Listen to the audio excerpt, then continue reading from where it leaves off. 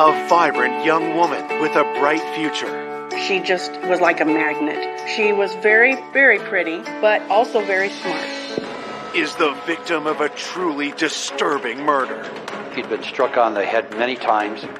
It's kind of the horror story. The body itself appeared to have been washed. Jewelry had been put on her after the fact. She had been staged for this suspect's desires. Who could have done this? Could it be somebody who likes her, somebody who has a fantasy over her? Detectives hunt for a deranged killer. We noticed bloodied palm print. Police had collected about 100 different print impressions. We could be looking for a serial killer. Just when it looks like justice may never be served. It was extremely frustrating. A stunning discovery points to a murderer in their midst. When we found out who it was like, are you kidding? Nobody could believe it.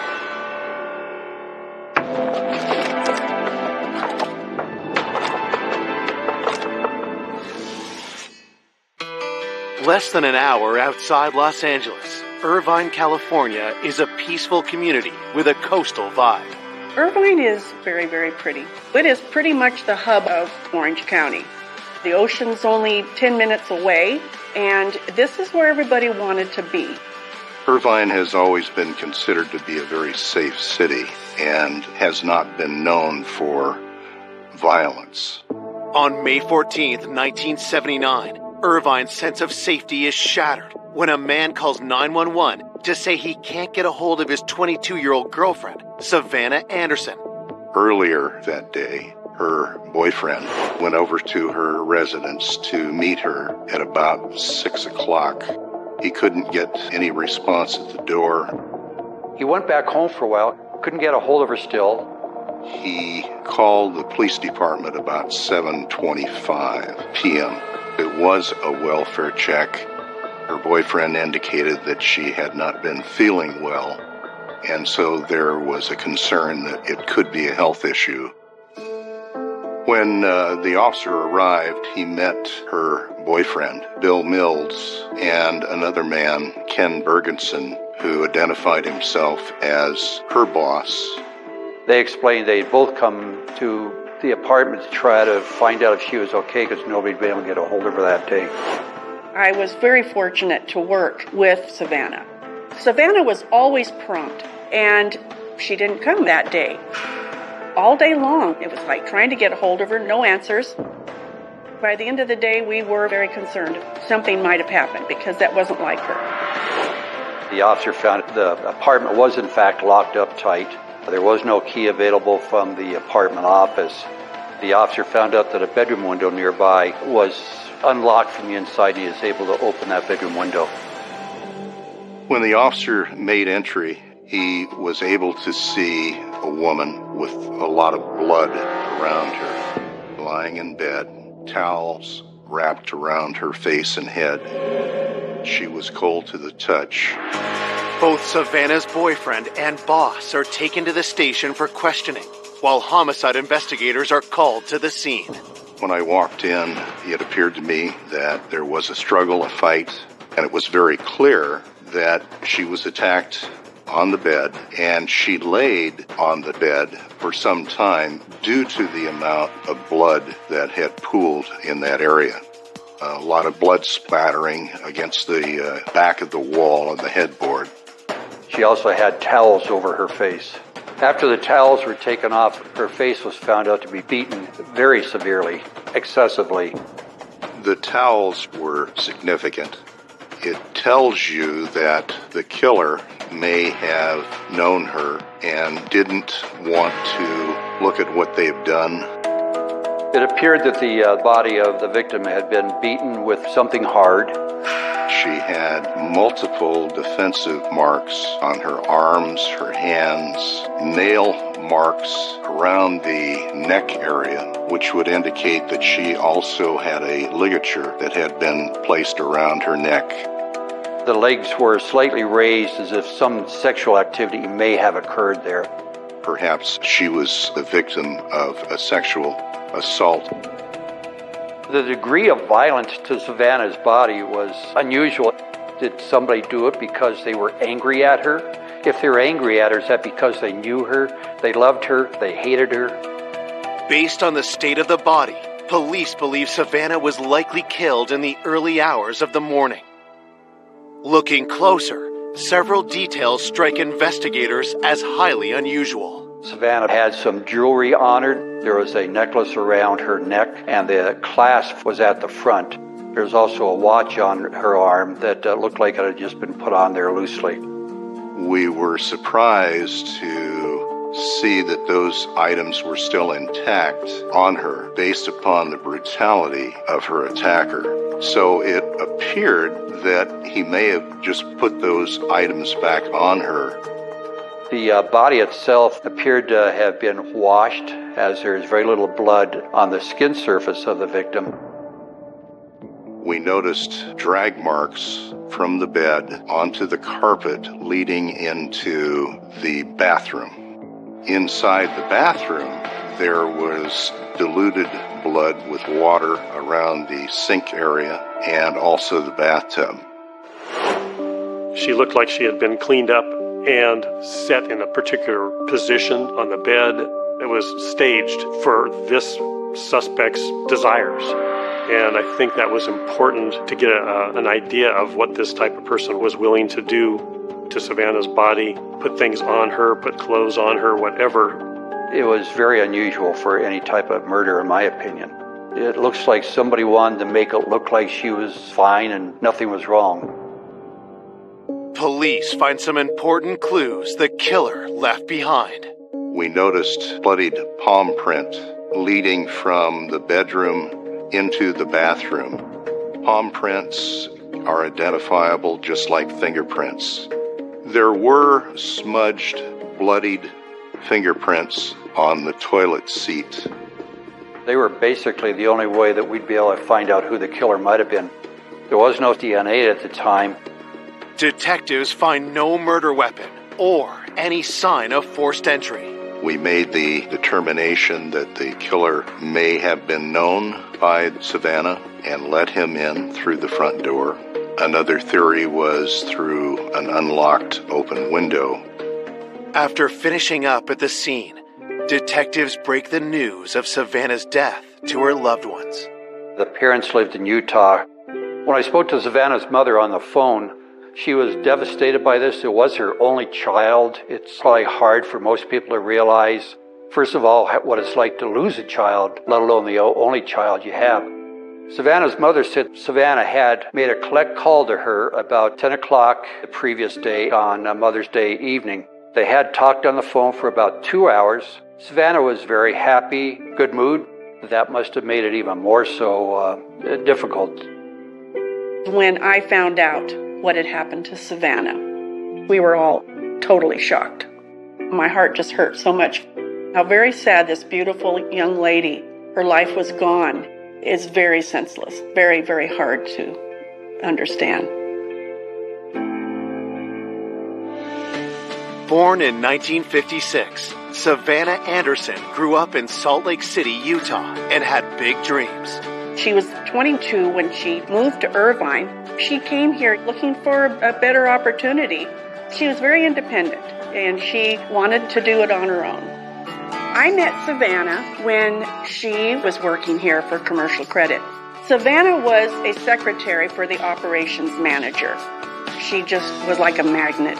She was very, very pretty. I remember when people did come in the office, especially the men, she did attract attention. Savannah was flattered, but she did have a boyfriend, Bill Mills, whom she met 3 months after moving to California. She was more of a private person into herself as far as not one to just open up and tell everybody what she was doing. She was definitely on the shy side. When I found out what had happened to Savannah, I felt angry and just crushed and so hurt. My first thought was just how tragic this was. I just can't imagine. It's kind of the horror story. Who could have done this? Could it be somebody close to her, somebody who knows her, somebody who likes her, somebody who has a fantasy over her? When you have a brutal killing like Savannah's case, detectives immediately looked for the people that are close to her, her boyfriend. The fact that Bill, the boyfriend, was the one that called the police, is he innocently calling the police here because he doesn't know that something had happened to her? Or is he the one who may have done it, so he contacted the police to say, gee, something might be wrong, with the hopes that the police will go ahead and discover the crime and then say, well, it can't be the boyfriend because he called us here. Could it be almost a way out to try to point the finger away from you? It's just something you have to look into. Coming up, police question the grieving boyfriend to see if he has something to hide. His attorney advised him not to take a polygraph. And detectives uncover more suspects. Why is he here now at this time? That was suspicious. Somebody was lying. Another crime turns the investigation on its head. This individual was responsible for 5 murders. Perhaps she was the victim of this killer. And the perpetrator's identity leaves everyone in shock. It was absolutely devastating when we found out who it was.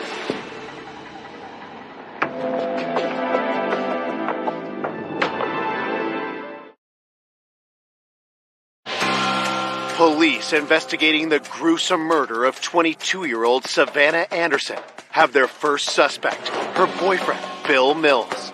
When you have a crime of passion where somebody is murdered, there are definitely times when a boyfriend who just got angry and upset did the crime. The first thing we did was began meeting with Bill Mills so we could understand better about Savannah, his relationship. Bill tells police he and Savannah started dating 6 months ago, and he was in love. They had met each other in another apartment community. They had gotten along well. He was about 9 years older than Savannah. In talking with him, had learned that he had just asked her to marry him. Police are curious if something came up to disrupt the couple's plans for the future. It was a large, violent crime scene. Did he do it because he was angry at her? Bill tells investigators he last saw Savannah a day earlier on May 13th. They had brunch together, and then he spent the day over at her apartment. During the interview with Bill Mills, we found out that Savannah and he did have sex that day. So that would be important later on in case there was semen found inside of her. Bill told me on the 13th he left her apartment at about 10 p.m. Once he did leave, what happened to him? Can anybody account for his activity after he apparently left her apartment? He said he went home, he went to bed, and then to work the following day. Bill says he and Savannah had plans on the 14th after they both got off work. He went to her apartment about 6, knocked, couldn't raise her. He went back home for a while, then Bill Mills went ahead and contacted the police department.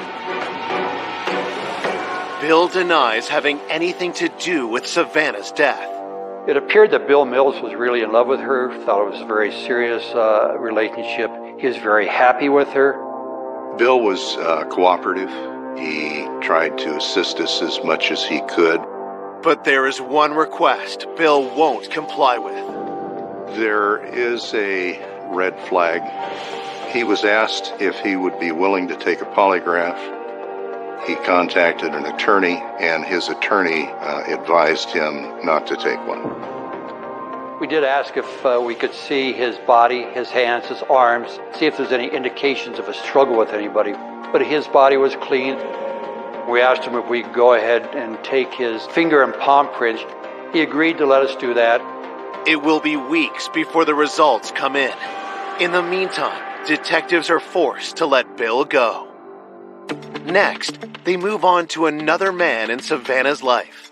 Part of the investigation and process was to meet with her boss, Ken Bergeson, who had been at the crime scene. In speaking with him, he said he had known her in Salt Lake and had offered her a job locally here.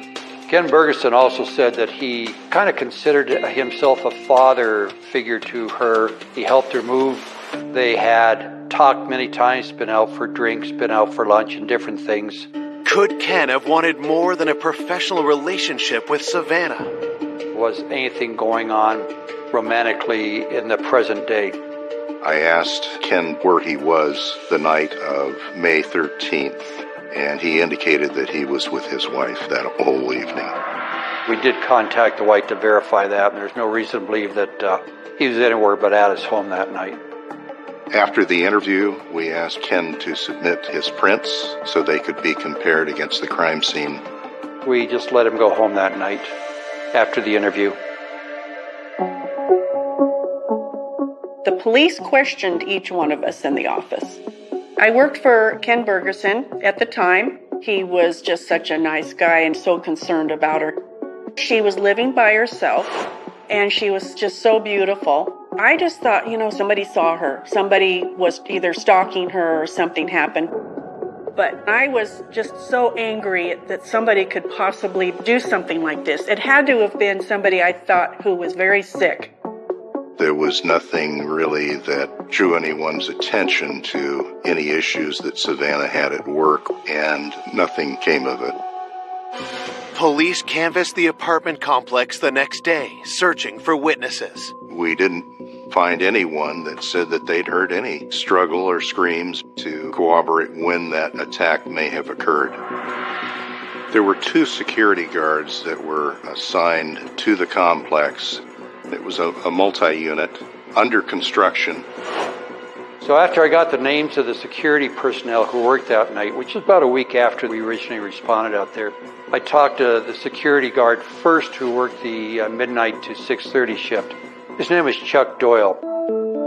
According to Doyle, security was hired to ensure the residents were safe and to overlook any construction sites and that sort of thing for theft. Chuck tells investigators on a usual shift he would drive through the complex and also patrol by foot. I asked him how he found out about the murder of the woman, and he said he found out through the company. I asked him if he knew the lady who lived there, showed him 2 pictures, and he picked out the picture of Savannah Anderson. When asked about his dealings with Savannah, Chuck's answer gives investigators cause for concern. He indicated about a month prior that he'd helped Savannah gain entry into her apartment and slid a window open for her. It was notable that Mr. Doyle had said he was aware that at least at that time one of the windows was unlocked. Doyle said, "You'll find my fingerprints on Savannah's window, and this is the reason why." Immediately, we printed him. It really made me zero in on him as a potential suspect.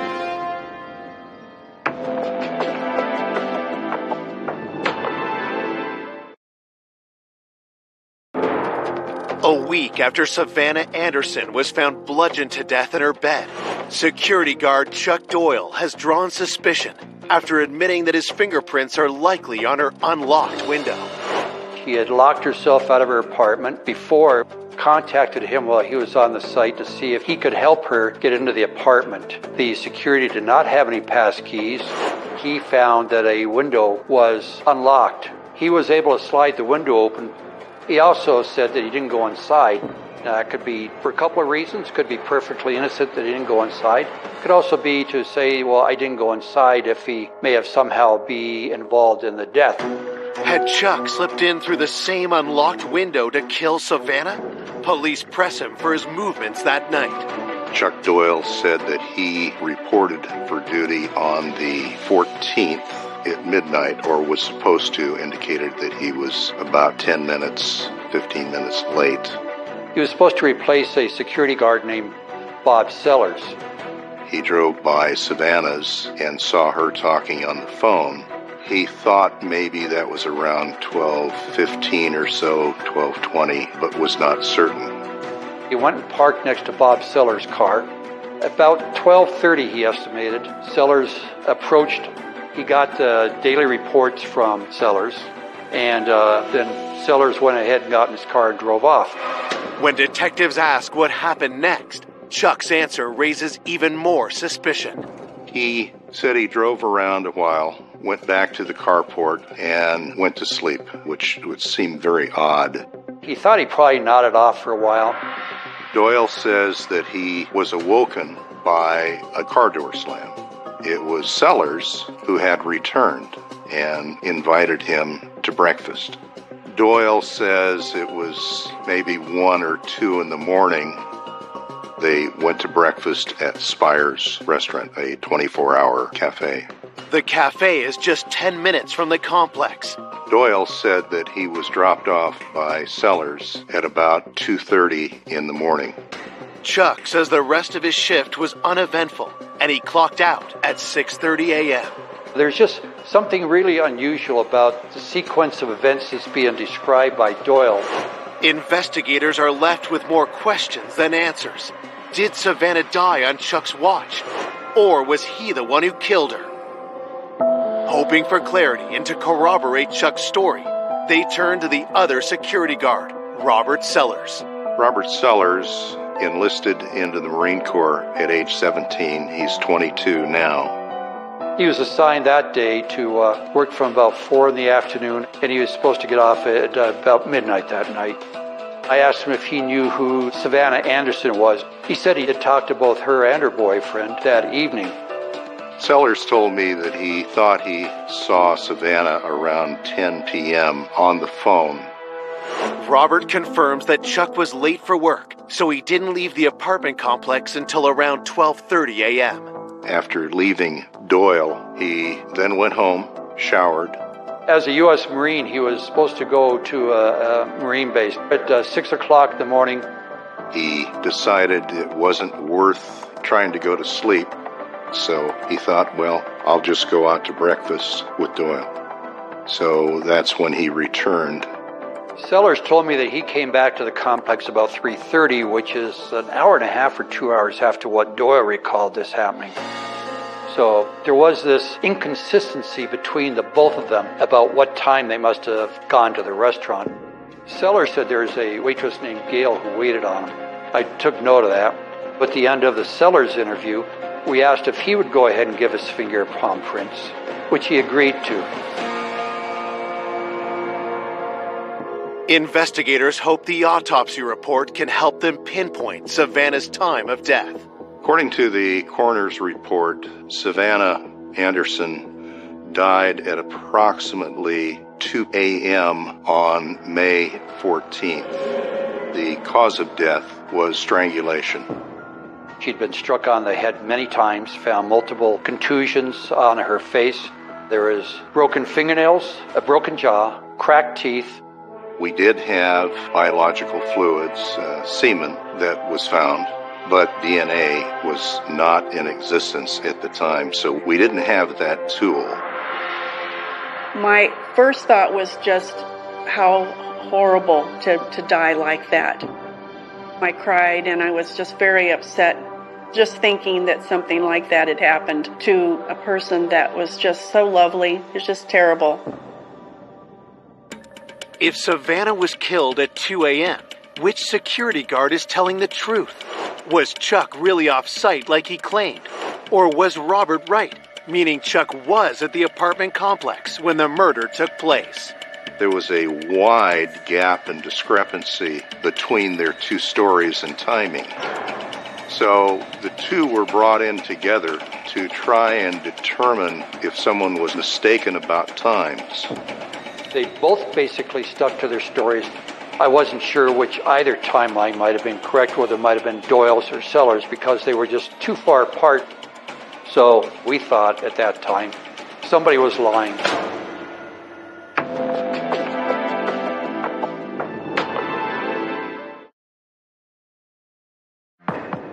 Detectives are investigating the disturbing murder of Savannah Anderson. The two security guards from her apartment complex are unable to agree where they were at 2 a.m. when Savannah was killed. The timing is very sketchy between what Doyle says and what we learned from Sellers. This is raising a lot of flags to me because why don't they know where they were and what time they were?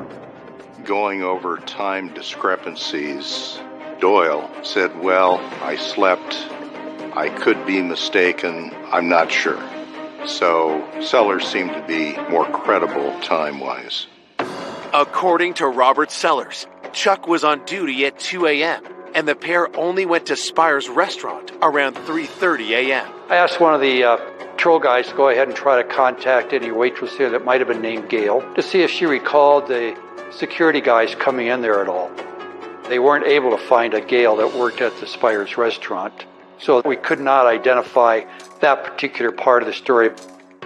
It looked like the best chance of us determining who the suspect was going to be through the fingerprint and palm print evidence left behind. At this time, we already had fingerprints and palm prints from the boyfriend, Bill Mills, the boss, Ken Bergerson, and from the two security guards, Chuck Doyle and Bob Sellers. And I felt that if we can find out if any of those were the palm prints, that's going to be the resolution of our case. We'd be able to determine who had done it. So we sent them away with high hopes that we're going to be able to resolve the case once we get the results back. While waiting for the results, investigators dig deeper into Savannah's life, hoping something will point to her killer.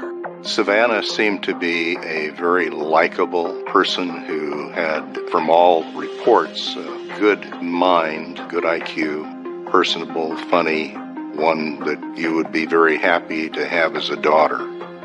She was very sweet, very sophisticated, quiet.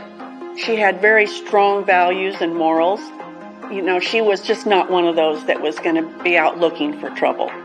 Just how she went and how young she went is so tragic. Our world is, it's cruel. We interviewed neighbors. Savannah had been at the apartment complex about 6 weeks. Her contacts, friends were very limited. What I learned through investigation was Savannah had moved deliberately for the safety of having security on the premises. She really wanted a place that felt safe, and the fact that they had security, she loved that aspect of it. She felt really good about where she was going. 2 months after Savannah's death, police received the results of the finger and palm print analysis from the scene. I was really hoping we heard back from the crime lab that it's going to be one of the guys we'd already talked to. In terms of identification and finding and identifying that individual, it was everything. None of the prints that came back were any of the fingerprints submitted from the bloody finger and palm prints. Really disappointing. Couldn't figure out why. It seemed like there should have been somebody in there that was responsible for it, yet the crime lab is telling us that these weren't the responsible parties at all. We thought we had some viable suspect, but we're told, nope, it's not them. Well, now what? Wow. The results mean Savannah's boyfriend, her boss, and the two security guards are all cleared. I was very discouraged, but thought, okay, we just haven't come across the perpetrator. He's out there. We'll find him. We'll identify him. I feel comfortable with that based on the palm print. Detectives immediately looked for people in the area that maybe had criminal histories. They looked at people that had been arrested after that for similar type of break-in crimes. And if they had any suspicions whatsoever, they would get their palm print and their fingerprints, and they'd compare them to the crime scene prints and then rule them out if they didn't match. 3 months after the crime, police had collected about 100 different print impressions. The palm prints didn't match. It was extremely frustrating to work through this. With the case threatening to turn cold, detectives refused to quit and take the case in a chilling new direction. After going through potential suspects that were eliminated through the palm print, we began to examine that Savannah Anderson may be the victim of a serial killer known as the Bedroom Basher. This individual was responsible for 5 murders in the Orange County area at the time. With a population under 2 million people, the number of attacks in a matter of months is troubling, and the similarities striking. He would target young lone females between 17 and 35, ground floor apartments, open windows, open doors. Once inside, he would bludgeon, strangle, and sexually assault the females. So Savannah certainly fit that MO. And so we had to take a real strong look at perhaps she was the victim of this individual who had not been identified. We could be looking for a serial killer.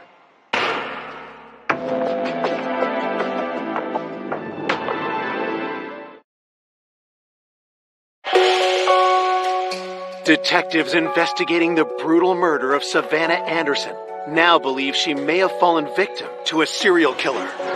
Bedroom basher went after females in homes or apartments in the Orange County area, raped them, in at least one case killed somebody by bludgeoning them, which is what happened to Savannah.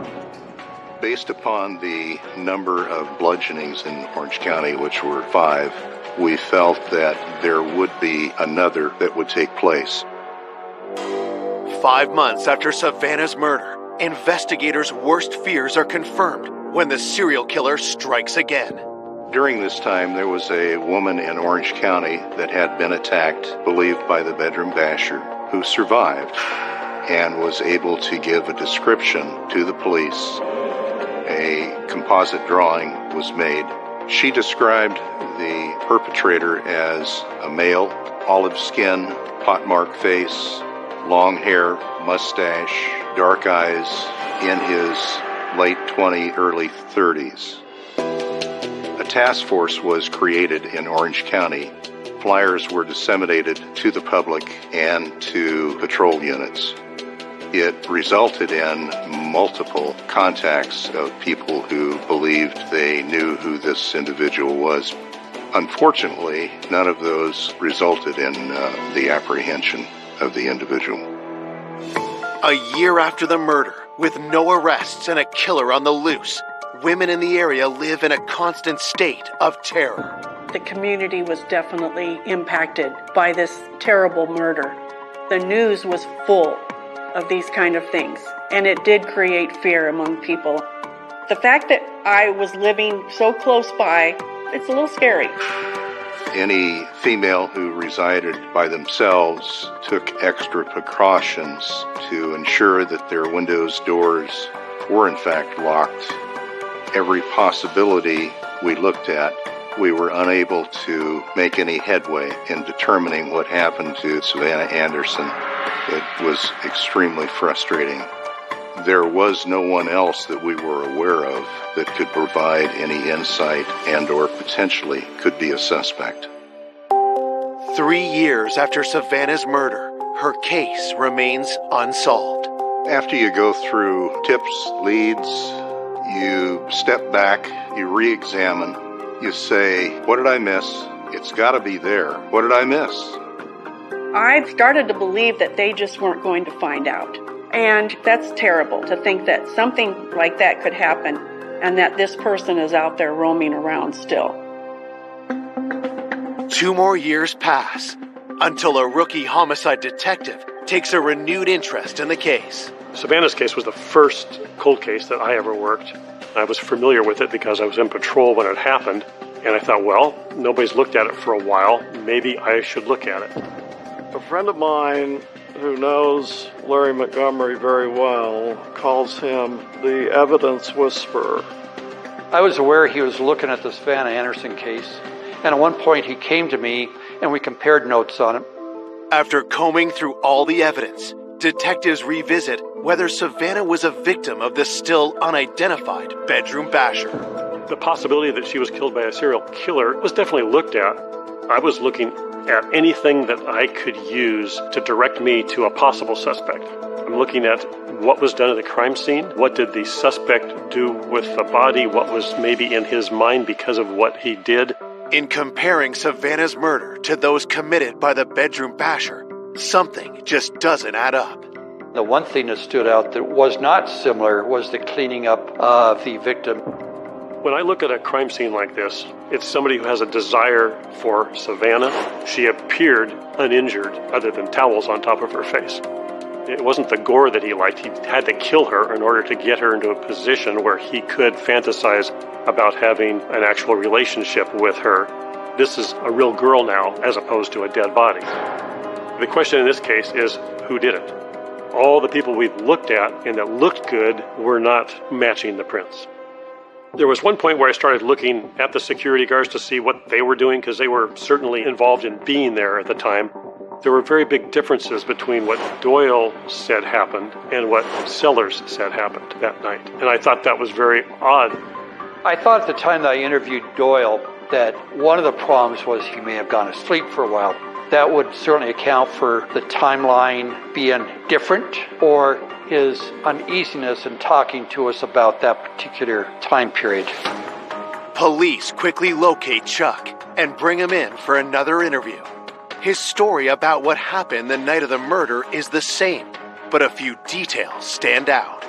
Doyle said that he got to the site probably 10 minutes late. He had not been able to find the person he was supposed to replace yet, Bob Sellers. About 12:30, Doyle saw Sellers come with a shirt in his hand, and I asked Doyle, did you ever ask him why he was late or why he didn't have his uniform shirt on? He said, no, he never asked him that. He just figures he's on his own time, so he could probably wear whatever he wants. That's unusual. That right there's a big red flag. That's not the only thing that raises alarm bells. Doyle said that Sellers had commented about wanting to have a drink with Savannah. He thought she was very attractive. Detectives asked Chuck Doyle if Robert Sellers ever confided anything else to him. Regarding the relationship between Doyle and Sellers, they weren't buddies. They didn't do things together. They weren't really close friends. Following this lead, investigators asked Chuck if it was common for them to go for breakfast during a shift, like they did the night of the murder. They never did that before. So why is Sellers there on a night when he's supposed to leave soon to go to work at a Marine base, saying, hey, you want to go get something to eat? It didn't seem to fit. But I had the paperwork that shows that he had been exonerated. It wasn't his print. But I saw all kinds of things that Sellers did that was suspicious. Why is he here now at this time? It all fits if he came back and did something with the body at that time. It all made sense time-wise. And that's when I decided we need to find those prints again and see if we matched them properly.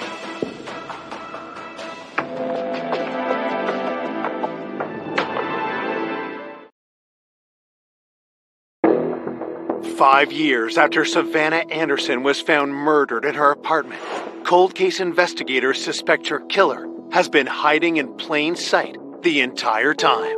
I've got a suspicion that this guy, Robert Sellers, might be the guy, because there's too many lies or mistakes.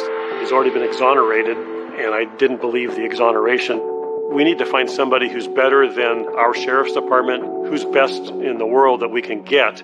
Robert's prints and the ones found at the crime scene are rushed to FBI headquarters. The FBI discovered that some parts of the palm print were so thick with blood that it became a negative. It was the opposite of what it should be because of the thick blood. The thick blood looked like the ridges when really they were the valleys of the print. The FBI reanalyzed the palm print and compared it to prints obtained from Robert. The next day, the fingerprint lab at the FBI was able to identify in about 24 points of identification a positive identification of security guard Bob Sellers. We have to arrest him now. Sellers, at the time that he was arrested, was living in a mobile home up in Brea at the police department. He was presented with evidence that his prints are, in fact, in the blood there. He didn't come forward right away, but very quickly, after he had some lies, he did admit that he did everything that we thought he did. He was obsessed with her. He found her very attractive. He thought perhaps by going into her apartment that he might convince her of some romantic get-together. He gained entry into her apartment through an unlocked window where he could hear her on the telephone talking with her mother. He stayed in the bedroom, hid as best possible, while she talked in the kitchen living room area. Once she got off the phone, at about a little after 12, she came into the bedroom. When she saw him, she was thinking, I have an intruder, a man in here, and I'm frightened. And he became frightened and realized that he had to silence her. He pulled out his baton and began striking her. He then went to strangulation, During the struggle with Savannah, he said that his shirt got bloody, so he had to take it off. So when he went to see Doyle, he had his shirt in his hand so that his replacement would not see the blood on it. And then he goes home, gets cleaned up, sneaks back in, and then goes into Savannah's apartment. Sellers wanted her sexually. He had to kill her to get that. He did talk about he wanted her to be clean, and so that's why he drug her into the shower and washed the blood off of her and took her back into the bedroom and wrapped her head in towels because she was so badly beaten. So then he just had a body that was clean and he could have his fantasy. At 3 o'clock in the morning, he's trying to sneak out, and that's when Doyle sees him, and that's when, at the spur of the moment, he has to all of a sudden pretend like, oh, I'm here to go to breakfast with you, okay? He almost seemed relieved when he finally was able to confess that he actually did kill Savannah. On March 29th, 1984, Robert Sellers is charged with murder, rape, attempted rape, and burglary.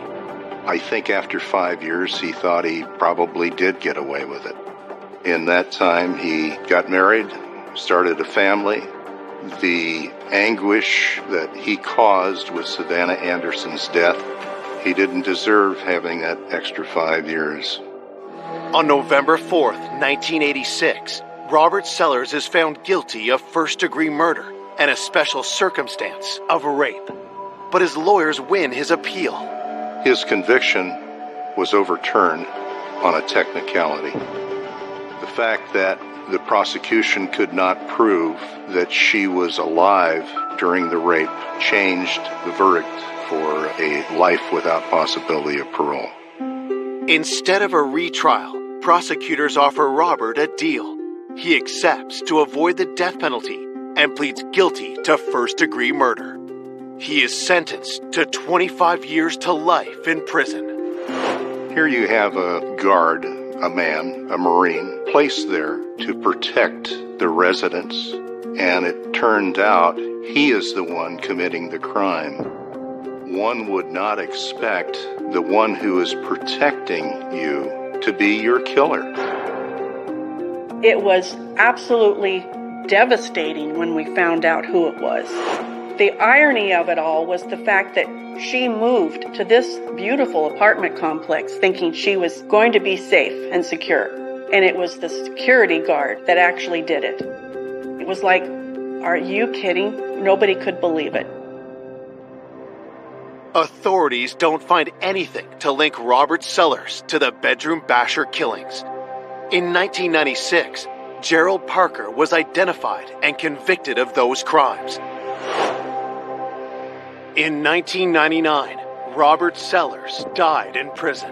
I do feel there was justice, especially when I found out that he died after he had been in prison. That was justice right there. When I remember Savannah, I think of this beautiful young woman, just the prettiest smile. She was very, very poised. I think she would have definitely had a bright future had her life not been taken in any sense of the manner, whether she had married and had a family or gone on in the business world. She just was a very lovely person.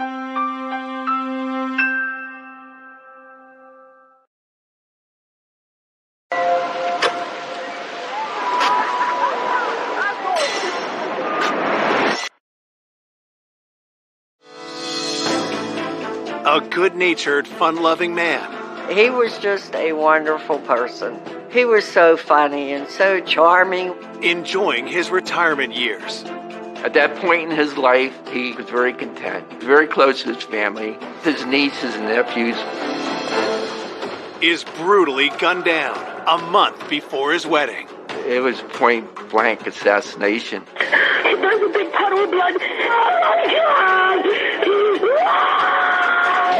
Investigators pieced together a series of clues. We had to look at what role that upcoming wedding had and what happened. They'd have their arguments. They had their differences. Was the scene staged to cover up an intentional killing? The investigation kept hitting dead end after dead end.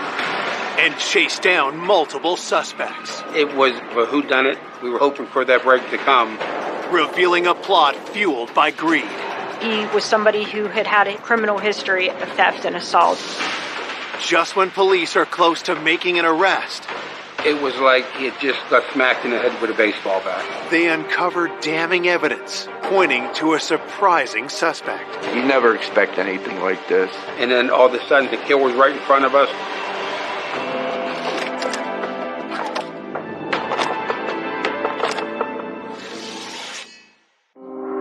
On a warm July afternoon in 2014, the sleepy Pittsburgh suburb of Kennedy Township is rocked by a panicked call to 911. Okay, what's going on? I just come home from work, and my husband, he's been on the ground. He's dead. There's a big puddle of blood. Police, fire, and ambulance are coming, okay? Oh, he's been down. Oh, my God.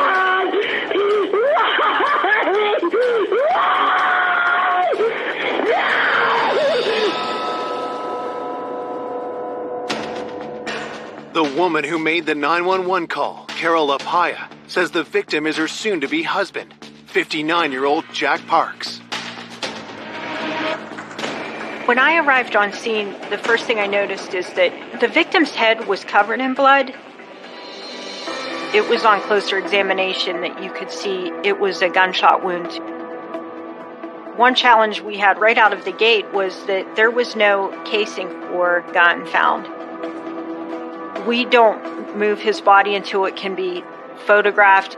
It was possible there was a gun underneath him that no one had seen. So we weren't 100% sure if the gunshot wound at that point had been self-inflicted or homicide. We looked for a while. Unfortunately, we didn't find any type of gun. Detectives searched for any signs of what happened to Jack and who pulled the trigger.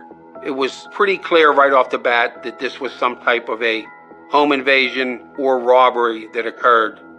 It didn't look like a struggle had ensued in the room, but once you walked through the victim's house, the further you got into it, the more you realized the level of disarray it was in. And as you went into the dining room, you started to see jewelry box here, a drawer gone through here, papers rifled through. Upstairs, there was just complete disarray. The drawers were all pulled out. The clothing that was inside the drawers was strewn everywhere. Jewelry boxes flipped open, empty watch boxes laying there. We were trying to determine, was the scene staged? Was someone just trying to make it look like a robbery or a burglary? And when in fact, they're just trying to cover up an intentional killing where they intended just to walk in and execute somebody. The house was dusted and processed for DNA and fingerprints. We then began to process the outside of the residence, looking for any type of forced entry, and none of that was found. Our first thoughts were the victim either knew the actor or was familiar with him. That's just our first impression. So, who was friends with the victim, who would have access to the victim, who would have opportunity to the victim, and who would he trust? It really was a shocking case. He was killed execution style. This homicide happened in an area that we don't normally have murders. Jack's death is the first homicide in Kennedy Township in 10 years. The news stuns his family and friends. When I got that phone call and I heard Carol's voice, I knew something was wrong. And she said, "Jack's gone." I said, "What do you mean, gone?" She said, "He's dead." And then she said he was murdered. And I just went into shock. Jack Parks was born the second of 5 kids in Pittsburgh in 1955. Friends and family were everything to him. Jack always made friends. He was one of the best people I've ever known. He would do anything for anybody. We first met in first grade. We hit it off all through high school. And after that, it was a good ride. Jack was so well liked. He could be charming when he wanted to and funny. He was just a wonderful person. In 1989, a chance encounter changed Jack's life. Jack met Carol at the local bar, and I guess they hit it off. They were two peas in a pod. As soon as he brought Carol, we fell in love with Carol. Jack was very close to his family. He had about 9 nieces and nephews. Jack and Carol used to have their nieces and nephews over for sleepovers, making the popcorn and just having a good time. You'd have swore that Jack and Carol were the parents.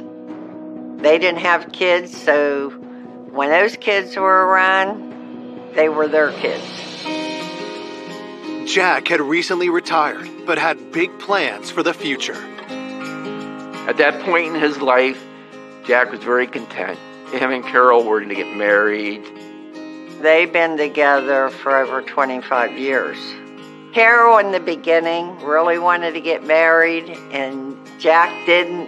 And then at one point, Jack wanted to get married, and Carol didn't. And I used to tell Jack, you know what, I like to be living when you get married, when you say I do. And then when they set the date, I was so happy. It was going to be an exciting, very exciting day. Tragically, Jack was murdered a month before the ceremony was to take place. Her and Jack were going to be married on August 31st of that year, and it was really sad. It was so close. At 5 p.m. on July 21st, 2 hours after Carol found Jack dead, police questioned her at the station. Talking to Carol was so important because, first of all, we had to determine whether she was or wasn't involved, and we wanted to just get the best timeline from her. During the interview with Carol, she explained that she had left for work as usual, her normal time, about 5:40. She starts work at 6. Everything was fine when she left for work. It wasn't until a realtor called her about a potential buyer for Jack's late mother's home. And when the realtor couldn't get a hold of Jack, Carol started to worry. She tried to call Jack, and there was no answer. So then she got concerned. He always called her back every time that she tried to get a hold of him. So I think it was approximately about 2 o'clock she left work and then come over and find Jack, of course. Detectives know that spouses are always the first suspect and must determine if they can trust Carol's version of events. We have a timeline between 6 a.m. to 3 p.m. when she returns home. In some cases, you know, if a person's a cold-blooded killer, they may have killed him before she left the house, and then all of a sudden she finds him, and, you know, and the killer's right in front of us. Her demeanor, she was very upset, but you can't take a chance by skipping a stone and not trying to look at her. Detectives are suspicious of why it took the couple so long to decide to get married, and if someone had cold feet. Something that we thought is, are either one of them having affairs with someone else? Could that be a possible motivation, and is this upcoming wedding triggering that? Coming up, detectives uncover a family feud. They just decided to distance themselves and not let him come to the house. And learn Jack's inner circle isn't as loving and devoted as it first seems. Things got more contentious. As police keep digging, more suspects surface. We learned of several burglaries. They had concerns about the employees. They hire criminals. Just when the investigation is about to hit another dead end. We had no idea who would have done this. Detectives make a crucial discovery. It was exactly what we needed. When we got the phone records back, it was, oh my God. That was an aha moment.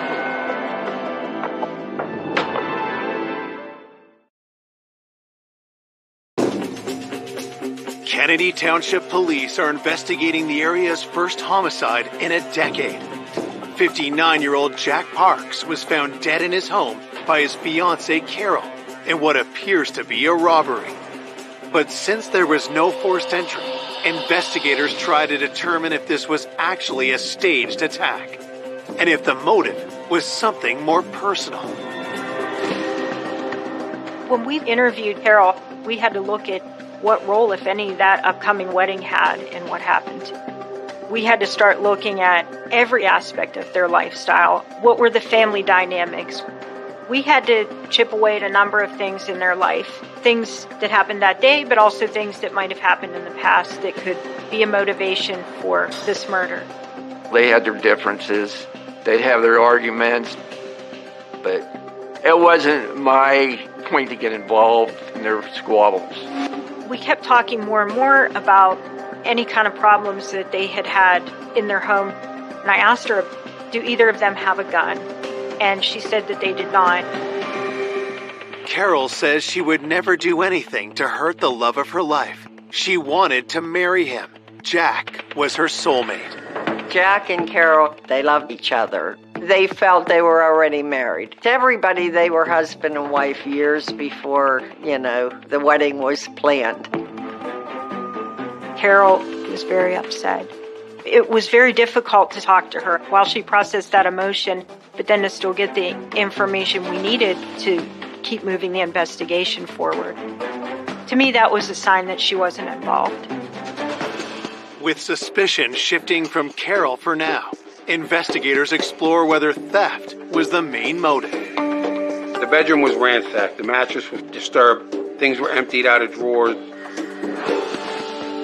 Carol had indicated to me some items that should be there.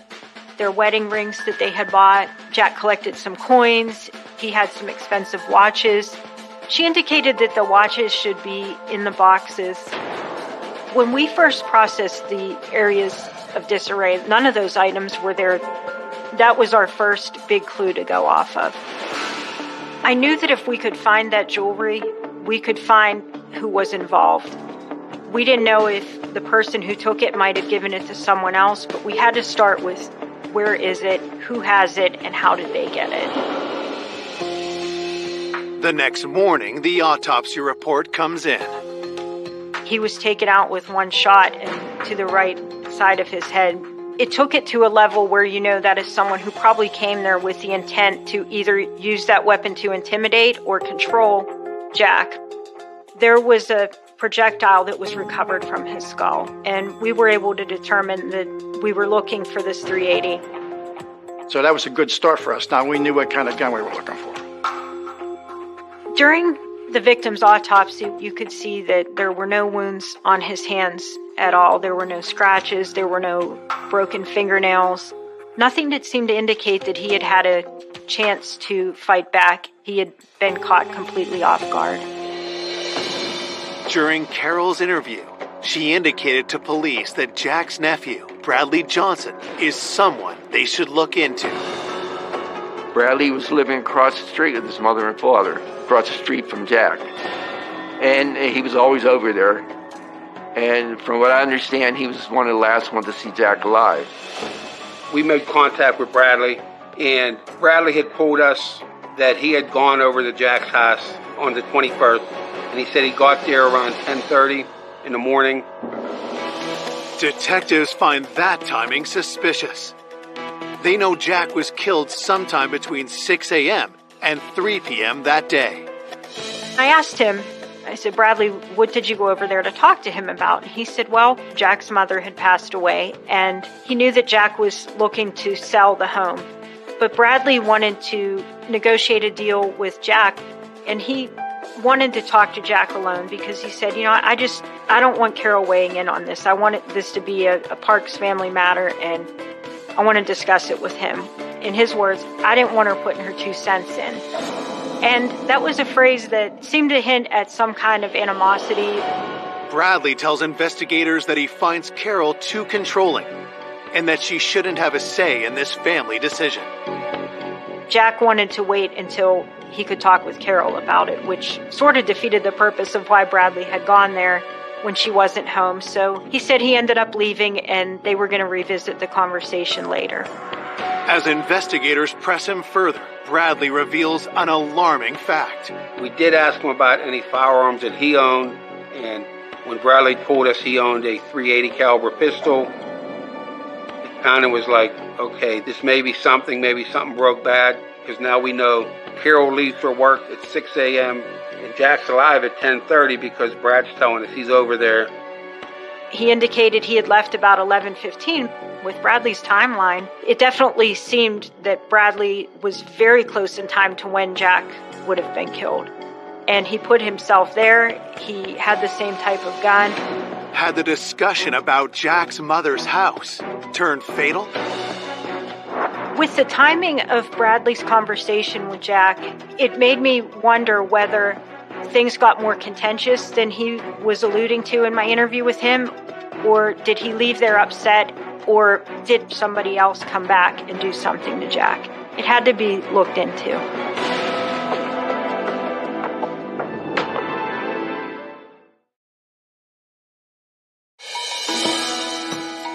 "12 hours after Jack Parks was found dead, investigators chased down leads around their latest person of interest, Jack's nephew, Bradley Johnson."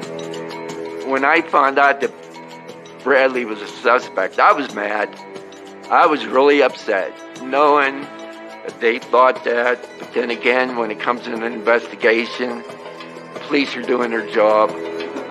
Bradley and Jack had a disagreement, and he admits to owning the same caliber gun. So that definitely stepped up our interest in Bradley. This is a gun that we needed to take a look at. Bradley's gun was collected, taken to the lab where it was testified. The ballistics on the gun did not match the projectile that was recovered from Jack during the autopsy. With nothing concrete linking Bradley to the murder, he is dropped as a suspect. Detectives also corroborate Carol's alibi. On the day that this happened, we were able to verify that she was at work and she was accounted for at that time. We were able to eliminate Carol as a suspect. Looking for new leads, detectives speak to the other nieces and nephews who were close to Jack. During our interview of Carol, she had told us about her nephew, Michael LaPella, who was almost like a son to her, and he had been at the house a lot. They got along good. Michael joined the military. Jack was very proud of Michael. Jack took pride in the nieces and nephews because he watched them grow up. Michael was brought in to the homicide office and interviewed about Jack's murder. And during that interview, Michael had said that he was unemployed. He was trying to seek help through the VA hospital due to his PTSD from being in the Army. Michael had been discharged from the military due to his use of cannabis. Michael also admits he'd fallen out with the family, including his aunt and uncle, and hadn't seen them in a year. He specifically denied being over near the victim's house, and he made reference to them being estranged. Michael had a bit of a drug problem, and Carol and Jack decided to distance themselves from Michael and not let him come to the house. Detectives still need to know where Michael was when Jack was killed. We knew Carol left around 6 a.m. We knew that Bradley was there about 10:30. We knew Carol found him around 3 o'clock. So there's a window of opportunity of about 4 hours. He told us he was at home in Sharpsburg on the day of the incident, July 21st, 20 minutes away from Jack's house. He said that his girlfriend had kind of unexpectedly taken the day off and they spent the day together. Nothing out of the ordinary. He gave us some landmarks on our timeline that we could check out. Michael and his girlfriend Melanie had gone and done some shopping in the town that they lived in. He said that he had had a doctor's appointment at the VA hospital later that afternoon. These were things at businesses and locations that we could check from doing surveillance video or getting sales transactions. Michael's girlfriend Melanie did corroborate his activities, and she stated they had spent the day together. It was determined that his alibi had checked out. A day into the investigation, with Jack's closest circle cleared, investigators escalate the search for the missing jewelry. We were physically going to many pawn shops. to try to see if anybody had sold this jewelry. We didn't get any traction with that. That's when we started doing a canvass of the neighborhood. When we were doing our neighborhood canvass, so many people had mentioned near their house there's a meat factory, and they had concerns about the employees. We had heard things like they hire people with records, they hire criminals. From talking to Carol, she said they have a straight view into Carol and Jack's home. And Jack had mentioned sometimes he would let people use his phone or use the bathroom when they were on their break. And it upset her. In a case like this, you may see, hey, look at this guy. He got some gold on. It's a crime of opportunity. We knew that they got their morning break right around the time when people stopped hearing from Jack. So we definitely wanted to look into that and see what the consensus was over there. I think we did like almost 40 interviews of all the employees to see who they were. One worker in particular piques police interest. Ronald Blevins was a name that came up from multiple employees in the context of people who had gone over to Jack's. This may be the person that Carol was aware that had come over there. Ronald Blevins was somebody who had had a criminal history of petty theft and assault, so he was on our radar for sure. Investigators worked quickly to bring Ronald in for an interview. Ronald indicated that he had known Jack and they were actually friendly, and that's why he was allowed to come into the house when Carol wasn't home.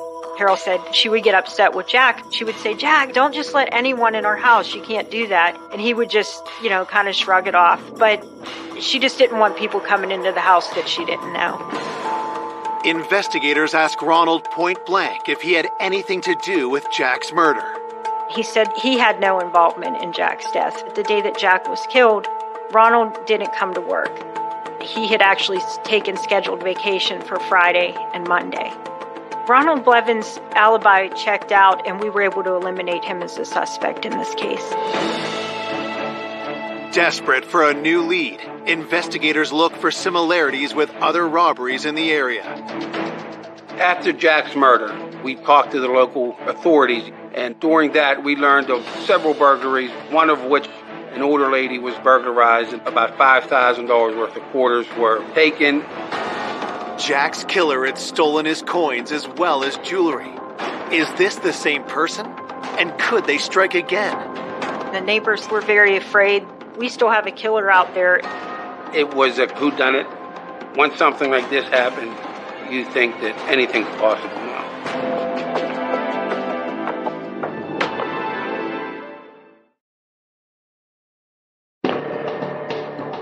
Police investigating the cold-blooded shooting of Jack Parks suspect his murder could be linked to another recent robbery in the neighborhood. We learned that during that burglary, there were some items similar to what Jack had that were taken, and it was a burglary that happened during the day, which is the timeline we were looking at in this particular incident. Oftentimes in our investigations, we see that residential burglaries are done during the day in bedroom communities where the chance of the people inside the home being at work are better. And that way they can go in and they can take what they need without fear of being caught. With Jack being retired and home all day, had he caught the burglar red-handed and paid the ultimate price? The neighboring police department already has a suspect in custody. Vernon Zielinski was identified as a possible suspect in this case. He had been recently arrested. The items that Vernon was accused of taking were coins, while Jack had coins that were missing. So Vernon Zielinski was tracked down and he was interviewed. We really just wanted to do an interview and determine what connection, if any, he had to Jack. During the interview, he said that he had been arrested for the burglary, but that burglary was at an old employer's house. He denied knowing Jack, and he said that the day that this happened, he was actually at work. We confirmed that through his new employer, that he was working that day, during the time frame that this would have occurred. Vernon was somebody we were absolutely able to rule out of being directly involved. At that stage in the investigation, we had no idea who might have done this and why. 48 hours after Jack's murder, With no arrests in the case, fear is growing in Kennedy Township. Everyone was concerned that how in broad daylight can someone walk into a house, kill somebody, and walk out without even being seen. The hardest thing to comprehend was the murder. It was point-blank assassination. Stone-cold killing. You never expect anything like this. I know I didn't. Waiting for an arrest, you're still in that daze of trying to process it all. He's not coming back. It's just too unbelievable. Is this going to be another murder unsolved? We had a lot of information to go on, and we were constantly moving the investigation forward. People were being eliminated, further suspects were being developed.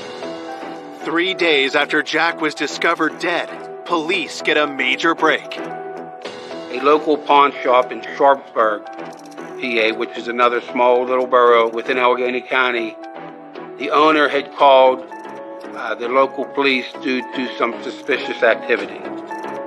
On the day of the incident, July 21st, he said a gentleman came in with a cachet of gold and was trying to sell it to him. What the employee found to be concerning was, first of all, the jewelry was manipulated. It was very distinguishable pieces, but they had been, it seemed to be hammered or just manipulated in a way that would make them hard for law enforcement to identify.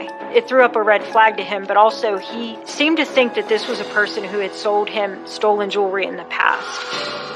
So he didn't buy the jewelry, but he also had the foresight to know he wanted to see where this jewelry might have come from. He knew it was important to get a picture of it. So he took a photograph of the items that this person was trying to sell. He provided us with the photographs, and they were taken to Carol, who viewed them. She became very upset. She started crying, and she said, "That's our jewelry." It felt like we were closing in. Based upon the photograph of the jewelry, we were able to get that out to the local department.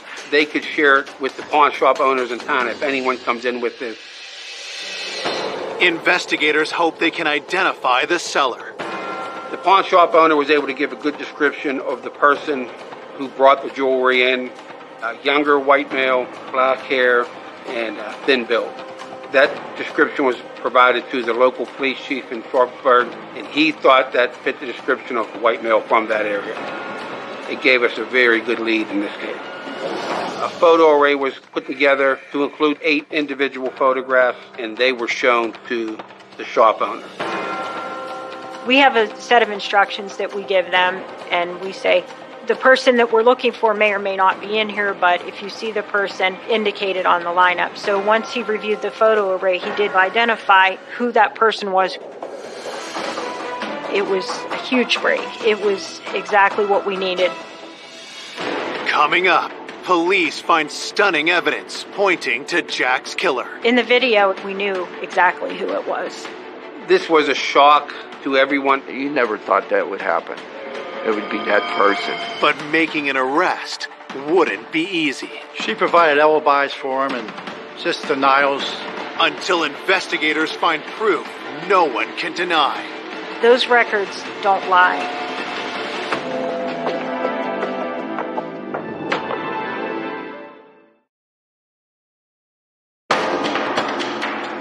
Detectives have just identified the man who tried to pawn murder victim Jack Park's jewelry.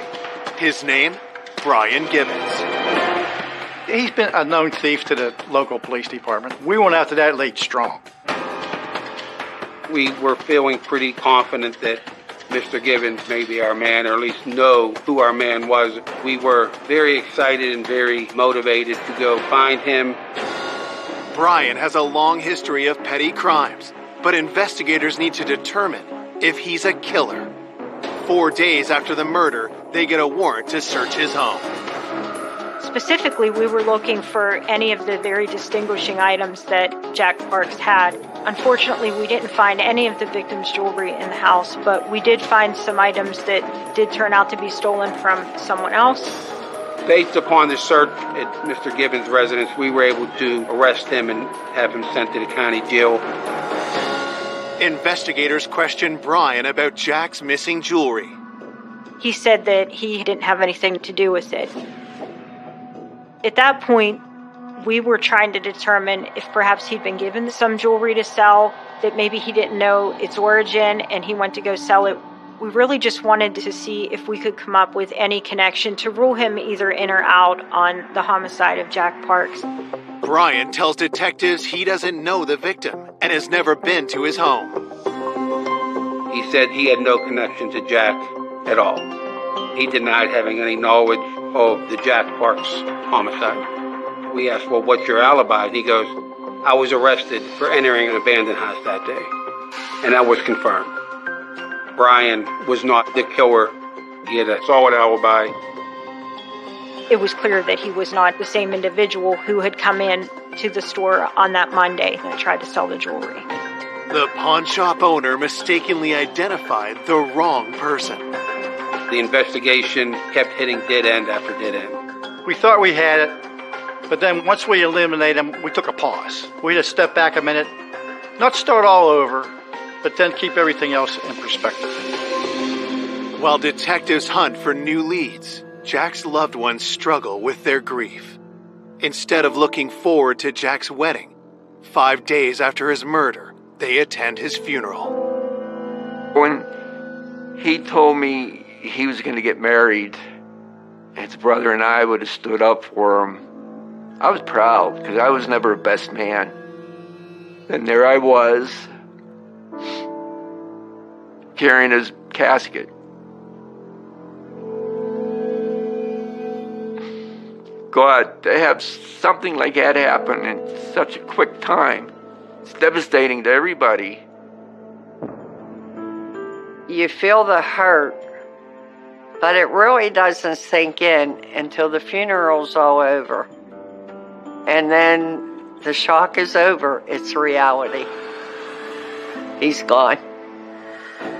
Fearing the case could go cold, a week after the murder, police step up the hunt for Jack's stolen jewelry, hoping the culprit is still attempting to sell it at a pawn shop.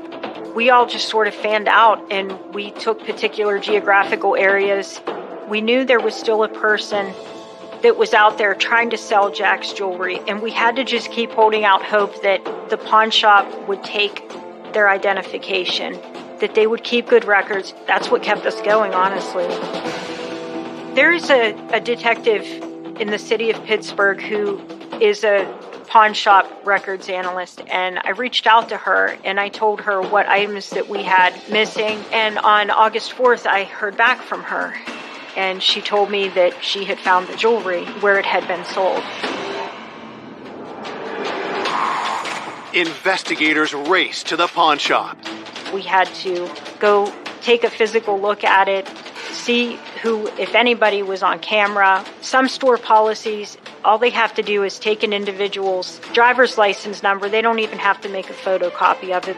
So we were trying to remain optimistic that somehow we would get an image of the actual person who tried to sell that jewelry. It could have been anyone at that point. The pawn shop has surveillance video, and what detectives see on tape is jaw-dropping. It was, oh my God. We knew exactly who it was. In the video, it was Michael Lapaya, which was Carol's nephew that Jack raised like one of his own. This was a shock to everyone.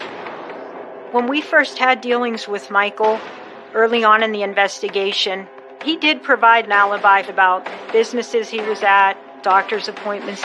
Michael had his girlfriend Melanie saying that he was with her during the time that Jack would have or could have been killed. So it was kind of going back, trying to retrace what he had initially told us. We still had to do a little bit more digging. We had to work on if we were missing something. Early on, when we talked to Michael, he had given detectives his phone number. I wanted to get his phone records. While investigators wait for those records, they call Michael back in. We are going to interview him and see what he has to say now that we have him on tape pawning his uncle's jewelry. We decided that it would probably be ideal to bring Michael and his girlfriend Melanie in at the same time, being that she was the person who was providing an alibi for him, and chip away at that and see where the truth lied. We took them both back to our office, and they were interviewed in separate rooms. Michael, in his interview, was initially very adamant that he had nothing to do with this. He denied involvement with the murder, involvement with the jewelry, and he just would not deviate from that. Melanie stands by her story, too. She provided alibis for him and just denials. Melanie is pretty much telling us that he was with her during the time that Jack would have or could have been killed. She was just defensive and trying to argue with what we knew was not true. And that was that he had sold Jack's jewelry. We showed her a picture of the jewelry and she tried to say it was hers. And we knew that was a lie. With neither Michael nor Melanie cracking under the pressure, detectives need something to break the deadlock. When we got the information about the cell phone records, it was a huge break. We were very happy that it finally had come through. It was like everything came full circle.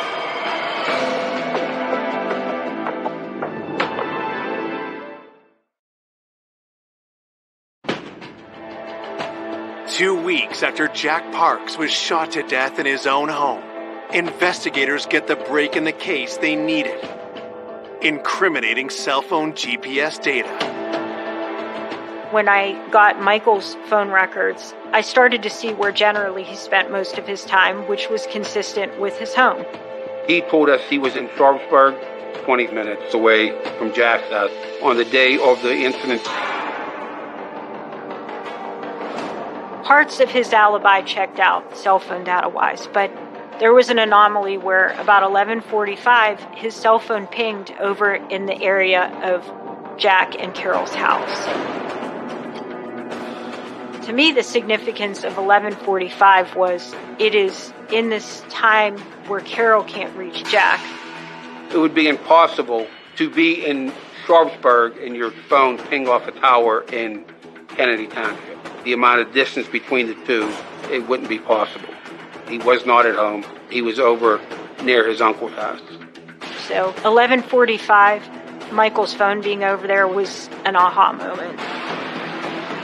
Those records don't lie. Detectives want to see how Michael will react when confronted with his own cell phone records. It was like he had just got smacked in the head with a baseball bat. He became very quiet, took a second, and he just let it all out. I was suffering from PTSD, and the morning of July 21st, I asked Mel to take a ride with me. She just drove down with me and I parked her car. I told her to wait. She never got out of the car. She had no clue where we were going. Michael's explanation of why he went to see Jack only raises more suspicion. About a year ago, I was accused of stealing jewelry, and I wanted to make amends. I wanted to fix it. I knocked on a door to apologize and talk. At that time, he became hostile, and he choked me and swung at me. His story changed to self-defense.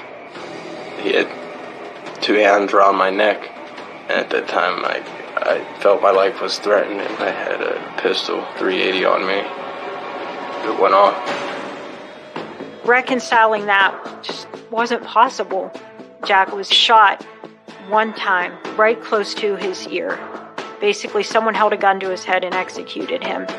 He fell to the floor, and I panicked. Ren grabbed jewelry, and I left. Michael tells detectives he sold the jewelry for $1,000. Even more shocking is what he spent the money on. You stated that that's one of the people you sometimes purchase narcotics from. Yes. I gave him about $600 to $700. In addition to that, several days later, what did he give you? He gave me heroin. Michael was following a path of substance abuse that was getting to be more addictive drugs, and his use was increasing. It wasn't recreational anymore. It was more the behavior of an addict. It was heartbreaking for us to know that someone who was almost like Jack's son, a very close family member, would do something like that in exchange for a couple of dollars to get high. I believe Michael went to that house to take jewelry. He knew Jack was there, and the only way he was going to get that jewelry is if Jack was dead. He walked up to the house, and as soon as Jack met him at the door and turned his back to him, he shot him, and he fell, and he died instantly.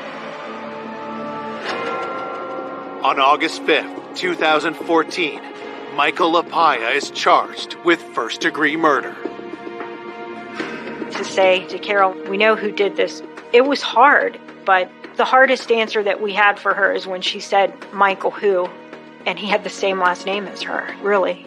It was hard to tell her that, it's your nephew. And it just hit her, and she was very upset. You never thought that would happen. It would be that person.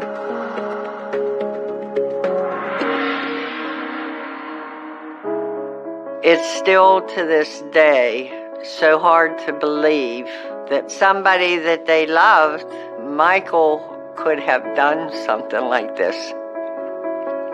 I mean, what he did, I can't describe. There's no words. At trial, Michael is found guilty. On December 9th, 2015, the 24-year-old is sentenced to life in prison. He took a loving, caring man and just executed him. There was no winners. We lost Jack. Who won? Nobody. I would never forgive him. Michael took away my best friend, my brother. He took away a lot from me. To this day, I still hate the guy. Jack will never be forgotten.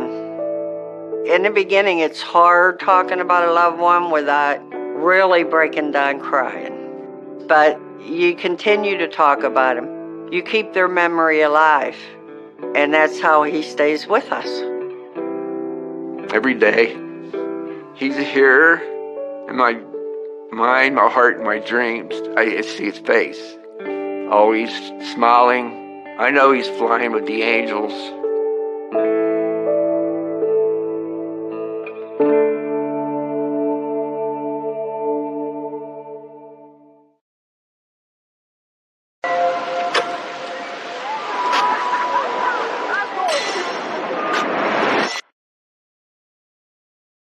A vibrant, outgoing young mother of three. She was so full of life. She had so many friends, and she was a very, happy person. Murdered in the safety of her own home. The victim had been stabbed multiple times in the chest area. It looked like somebody had tried to carve her heart right from her body. Investigators discover a history of troubled romances. He drank incessantly. It caused a lot of problems. He had repeatedly been trying to get more visitation with his son, and he was really upset about it. He was just furious that she was having a baby. However, as time progressed, the leads started drying up. Just when police think they might never catch the killer. The police were contacted by a young woman. And she said, hey, I've got this inkling in my stomach. Can you check out this person? New evidence leads to a culprit no one saw coming. When I walked out of that house, I said to myself, my God, he did this. His rage, his obsession just consumed him. How could someone commit such a horrific, violent attack and continue to live among us for another 8 years?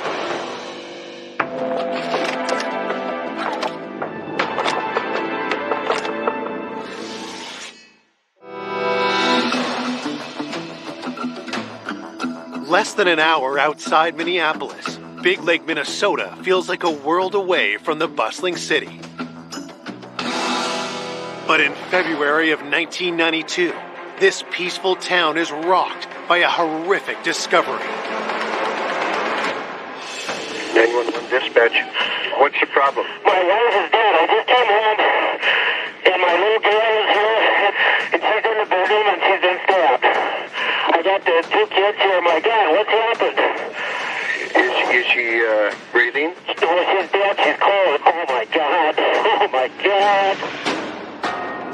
The caller, Charlie Jensen, says the victim is his wife, 39-year-old mother of 3, Linda Jensen. At about 4:18 p.m., I received a call in my office from my lieutenant who indicated that a homicide occurred in Big Lake Township.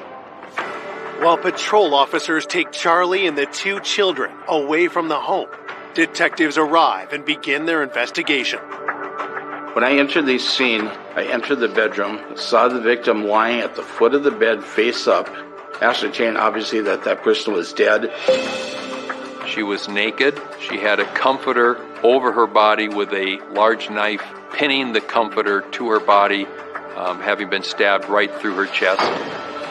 The victim had been stabbed not just once, multiple times in the chest area.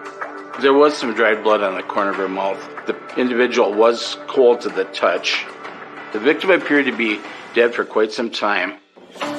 Even for seasoned detectives, the viciousness of the attack is shocking. I thought it was a horrific overkill with the knife. It looked like somebody had tried to carve her heart right from her body. My theory was the perpetrator was really angry with the individual, and that's why he had stabbed her in such a heinous way. The knife appeared to be like a kitchen steak knife. It was later ascertained that the knife itself had been taken from a butcher block in the kitchen of the residence. After finishing up with the body, investigators examined the rest of the home for clues.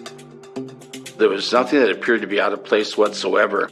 The house may have been a little on the messy side, but there was no signs of any of the drawers being opened, nothing being disturbed. I observed that there was no sign of a forced entry. It was really actually kind of a clean crime scene, other than the homicide itself. No fingerprints, no blood samples. As detectives continue searching for evidence, news of Linda's murder reaches her family. I got a phone call from Charlie, and he said, "We lost Linda. Linda's dead. She's been murdered." I was screaming, just screamed and screamed and screamed because she was gone, and I didn't want to believe it.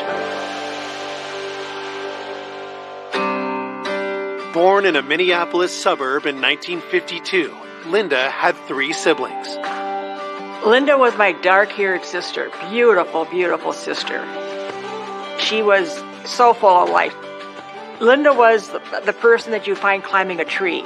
She loved to swim. She just would go, go, go. Linda's boundless energy continued into her adult years. Linda loved to go speed skating. She loved to run and loved to jog and, do everything to keep herself in shape. In 1971, Linda married her childhood sweetheart, Charlie. My folks would rent a cabinette every year, and it happened to be Charlie's parents' cabin resort. And that's how Linda and Charlie met. Then when they first got married, Charlie and Linda were so much in love. Their first child, Andrew, was born in 1973. She was, so excited, to have a little boy. She was so happy. But the fairy tale marriage didn't last. They were married for 7 years. When she filed for divorce, it came, out that they were getting divorced. It was because of his drinking. 4 years later, while in a new relationship, Linda gave birth to her second son, Joey. But then, in 1990, Linda and Charlie reunited. Linda still loved Charlie, and Charlie still loved Linda. They remarried on April 4th, 1991, which would have been their 20th wedding anniversary. She was so happy. She was so content. And then she had Lisa on June 12th of 91. As Linda, Charlie, and the 3 children settled down in Big Lake, their future looked bright. She just loved it in Big Lake. They had a few acreages. She was so together with her life.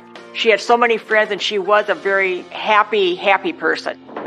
Now, Linda's loved ones are left asking who took her life so viciously and why. They were very devastated about what occurred to her, and so we wanted to solve this case as quickly as possible. They no longer have a mother or a spouse, and it was a very tragic case indeed. Having established a clear picture of their victim, detectives turn their attention to Linda's husband, Charlie. Usually in an investigation, especially a homicide investigation, you usually look at the person closest to the victim. Charlie appeared very upset about the situation, but he was coherent and he was able to give us information. When investigators ask Charlie about the day of the murder, he tells them it was an ordinary day. He went to work that morning, while Linda stayed home with the baby. At about 9:45 in the morning, he called Linda and he received no answer. By noon, he called the third time and again received no answer. Charlie was a little upset because he thought she would be home, so he left work and he arrives at his residence at about 4:05. When Charlie walked in the door, he found 9-year-old Joey and 8-month-old Lisa alone in the house.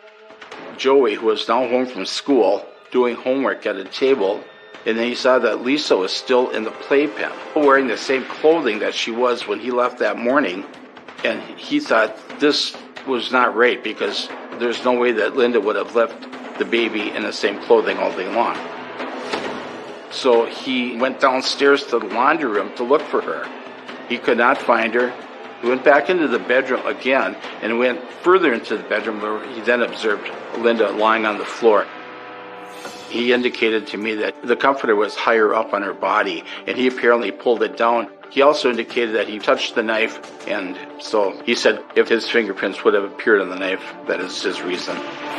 That would be an immediate red flag. That would have caused investigators to focus right on Charlie. As an investigator, you say, well, my God, that's something we got to look at a little deeper. Investigators also knew their early relationship was a volatile relationship. They did find their way back to each other, but their relationship certainly was rocky. You always assume that perhaps the spouse is the person that perpetrated the crime, and he was right at the top of the list. Coming up, investigators get a promising lead. She saw a man in a pickup truck pulling out of the driveway and uncover sinister motives. Would it be possible for him to hire someone to kill Linda? He became this person that she was afraid of. After a suspect is caught in a lie. He claimed he didn't know who she was. He was asked to give a DNA sample and he refused. The case takes a jaw-dropping turn. The family were outraged. You could feel the chill in the courtroom. No way in hell. No way could that happen.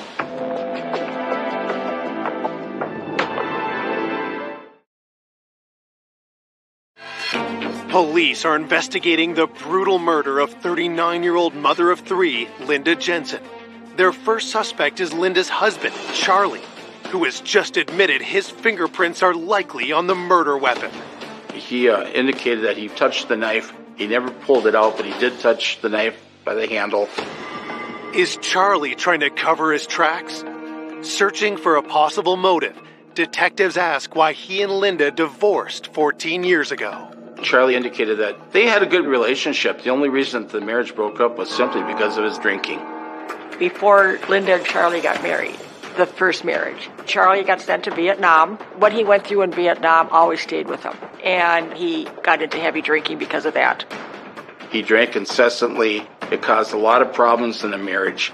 So eventually, by 1978, Linda sought a divorce. When Linda and Charlie remarried in 1991, Charlie had stopped drinking, but other demons remained. Charlie had, really kind of given up his partying, and he became more of an adult. But yet, what he went through in Vietnam always stayed with him. Had Charlie's old issues returned, this time with fatal consequences? Investigators get to work checking Charlie's alibi. Charlie indicated that he left the residence at about 6:15 a.m. to go to work. And he proceeded back to his residence at about 4:05 p.m.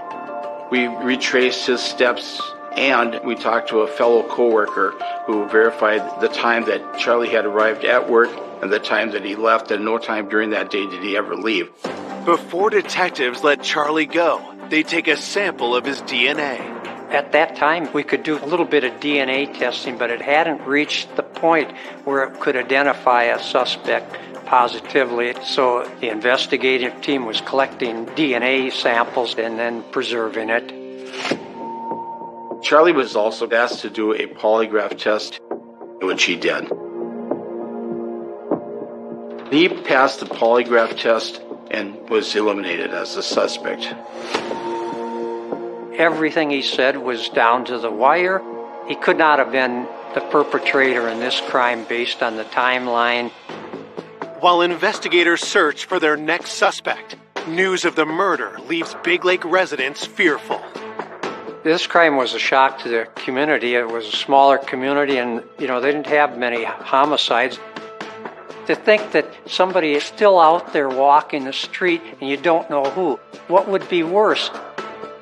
Your house is supposed to be your safety, and to know that she was murdered in her house, that somebody decided to play God and take her life. Who could do that? 24 hours into the investigation, detectives receive their first tip. The investigative team got a call from a rural mail carrier who had claimed that she had been by the Jensen house on the day of the homicide. The mail carrier arrived at the house at around 11:30 that morning, and she said at the time she saw a man in a pickup truck pulling out of the driveway, and she said she got a pretty good description of the man. The postal worker described the truck as an older truck. I believe it was tan, two-tone tan, and it was occupied by a Caucasian male, late 30s, early 40s, kind of a scruffy guy with a beard. We had a sketch artist that was involved in trying to recreate the picture of that person that the mail carrier supposedly saw. The sheriff's office did release that sketch to the media, and it was widely publicized. While investigators wait for witnesses to identify the driver of the truck, officers are sent door to door around Linda's home. At this point, he had no leads whatsoever, so that was the first place we started looking at was the neighborhood itself. And I've had cases in the past that were solved by people that observed something.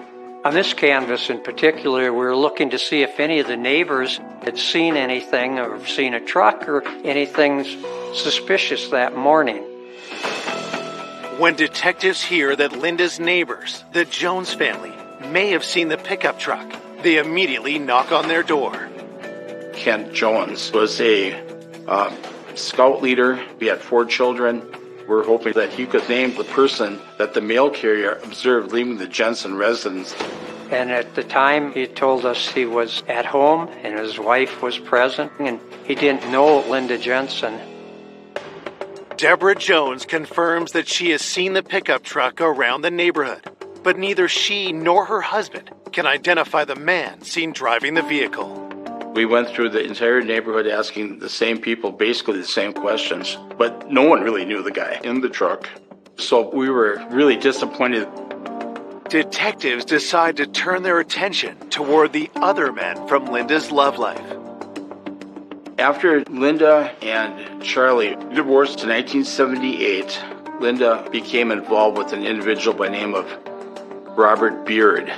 Linda had a child with him, Joey, and they were together for about 4 years before they separated. Bob Beard really didn't see much of Joey and was really not a father figure, and, he never paid child support. He had given up custody, but Bob Beard had repeatedly been trying to get more visitation, and sometimes he wouldn't see the kid but once or twice a year, and he was really upset about it. When investigators speak to Linda's husband, Charlie, about Bob Beard, what he tells them is startling.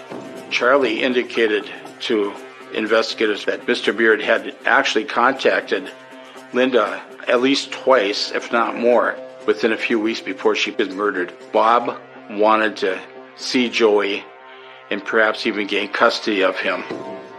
Had Bob confronted Linda about custody and attacked her in a rage, the individual that perpetrated this crime was angry at her about something. Bob Beard was an absolute ideal suspect.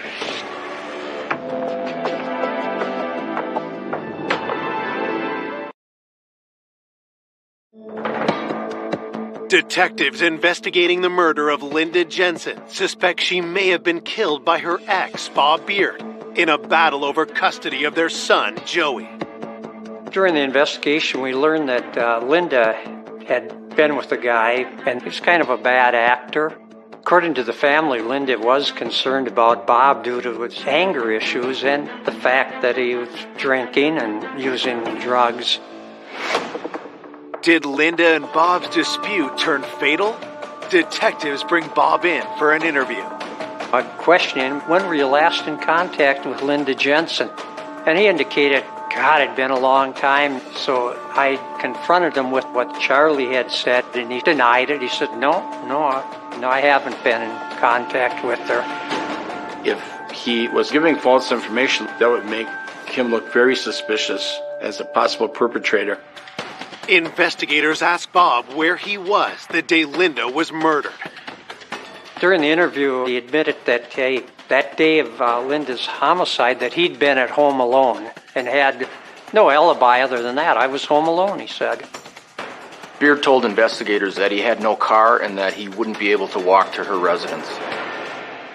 After providing this information, he then lawyered up, indicated that he would not speak unless his lawyer was present, so that was very frustrating. Usually when a person wants a lawyer present, that usually indicates to us that they have something to hide. Bob remains on the suspect list, but with no concrete evidence tying him to Linda's murder, police are forced to let him go. As they continue their investigation, detectives hope the autopsy report will provide a much-needed break. During the autopsy, they determined that she'd been strangled and that subsequently she'd been also stabbed through the chest. But the cause of death, more than likely, was the strangulation. It was also found that she had been sexually assaulted, and then there was a DNA swab taken at that time. She was perhaps being strangled during the time that she was being sexually assaulted, and then she was probably stabbed post-mortem, in other words, after death. Medical examiners also determined Linda's time of death was between 8 a.m. and 10 a.m. Charlie left the home at 6:45 a.m. About an hour later, the 9-year-old son left the home at about 7:45. That left just Linda Jensen at home with her infant child. Those who knew her talked about the fact that she would have fought for her life, and so it probably was a very, very violent two-way encounter that probably lasted for a little while. Somebody committed this horrible sexual assault and a nasty homicide, and they're walking around and they got away with it. That's unacceptable. Convinced Linda was murdered by someone with a personal motive, investigators look at another one of Linda's romantic partners. According to Charlie, after Linda left Robert Beard, she met an individual by the name of John Silliman. When I first met John Silliman, I didn't like him. He just kind of acted like he was God's gift to women, but that's who she, really cared about, and she did marry him in '86. After the wedding, John convinced Linda to move to California, but their newlywed bliss quickly faded. Linda had only been out in California for a short period of time when things were getting kind of rough. A few times when Linda had called, I could tell that she was sad when we would talk. He completely, changed and became this person that she, I think, was a little afraid of. And he wanted Linda to have a child. And Linda knew that she just could not do that. So she convinced him that he should adopt Joey, and that's how she got out of having to have a baby with him. Over the next few years, John's behavior became more troubling. There was one particular time where Mr. Silliman had hit Linda, and they had a major fight. Linda realized she had to get out of that relationship, and she left and came back to Minnesota. At this point in time, Charlie was sober, and Linda actually wanted to get back together with him again because, as they said, they always loved each other. When Linda left Mr. Silliman, Linda requested that Mr. Silliman provide child support for Joey. And this was a real bone of contention with him because he felt that she had talked him into adopting him. And then after he adopts Joey, she leaves him. And then he is stuck with the child support. A judge orders John to pay Linda $300 a month. But then, John receives even more shocking news.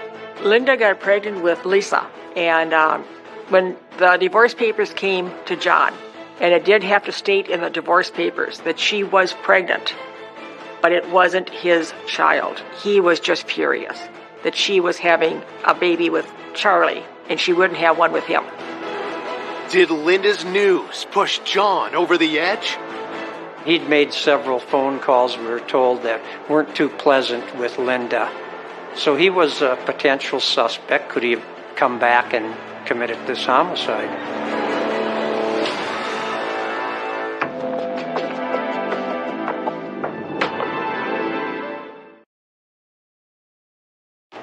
"4 days after the shocking murder of Linda Jensen, police have learned her abusive ex-husband, John Silliman, was enraged over her child support demands and news of her pregnancy with another man. Did his resentment lead him to kill? Police fly to California to interview him. When I interviewed him regarding the abuse, he indicated it was a two-way street, that they both abused each other. They fought all the time. They fought over money. They fought over Joey to a certain degree, and they just did not get along at all. John had motive to want Linda dead, but investigators need to know if he had the opportunity. During the time of the murder, John would have been working at the elementary school in King City, California. And according to the people we spoke with at the school, he never left the school that entire day. You know, when you're looking at an alibi on any potential suspect, nothing's black and white with it, but the Silliman alibi, it was airtight. Even though John's alibi checks out, investigators still believe he could be involved in Linda's murder. There's a sense that hits you about someone's demeanor, and it might be a look in their eye. After visiting with him, the question came up, would it be possible for him to hire someone to come up and kill Linda? He would still have an alibi being at school, but someone else could have done the crime. Detectives scoured John's finances, looking for any evidence he paid for a hit. But upon reviewing all his bank records, we could not find anything that would have revealed that he had done such a thing. With John eliminated from the investigation, detectives are back to the drawing board. Desperate for leads, they make a public appeal for information. We set up a tip line at the Sheriff's Department, and we received in excess of approximately 1,000 calls. And I think at that point, officers were hoping for just something, anything, that they could use to get them back on track. And maybe somebody looked suspicious, said something suspicious. Every tip that came in was followed up on as best we could, because you never know when the correct tip is going to be the one that solves the crime. However, as time progressed, the leads started drying up. The family was quite upset. They wanted it solved. We also wanted it solved, but it was very, very difficult to do when you have no further leads coming in. With no new suspects on their radar, by May 1992, the case grinds to a halt. It's very difficult when you have a case that goes cold. There's a lot of sacrifice on behalf of the officers involved doing the investigation. They're away from their homes, their families. It can affect you quite drastically. What could I have missed? And it's just troubling. You don't sleep, you don't rest. I would call the Sheriff's Department many times a week. I never stopped. I was not going away until this was solved, because I had promised Linda, looking at her in her coffin, till my dying breath, that I would do all I could to find the person that did this, to get this person in jail. 7 years pass, and in 1999, Linda's family persuades a new sheriff to reignite the investigation. Because of Sandy's insistence opening the case, Sheriff Anderson at the time decided to take a second look at the case. To start, police offer a reward for new information. Sometimes in these cases, over time, people who have information that they didn't provide early on can feel more comfortable to come forward. Sometimes they get that nagging feeling that, what I thought was nothing 10 years ago maybe actually means something. I had all the newspapers and all the TV station contacts, and I would call them and they would put something on because I kept saying, somebody has the key. You might think it's insignificant, but let it out. It might be the key to solve this.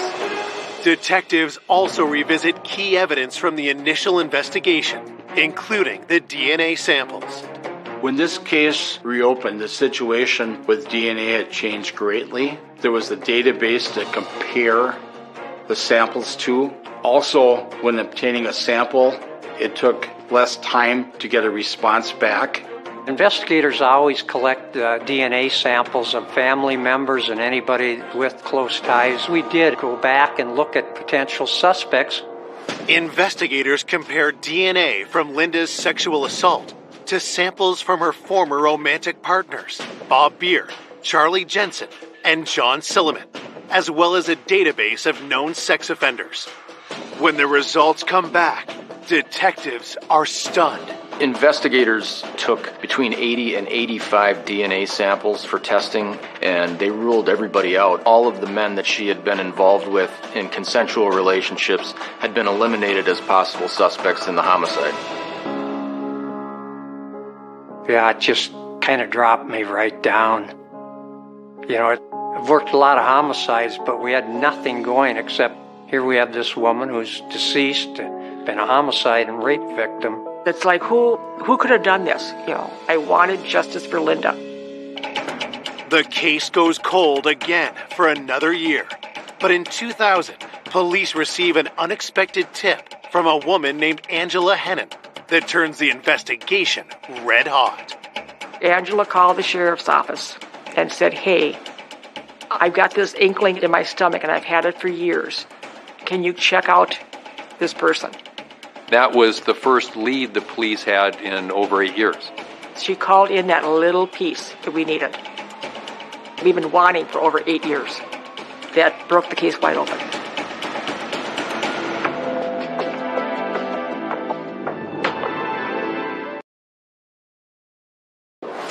Police investigating the 1992 cold case homicide of Linda Jensen have just received their first tip in 8 years.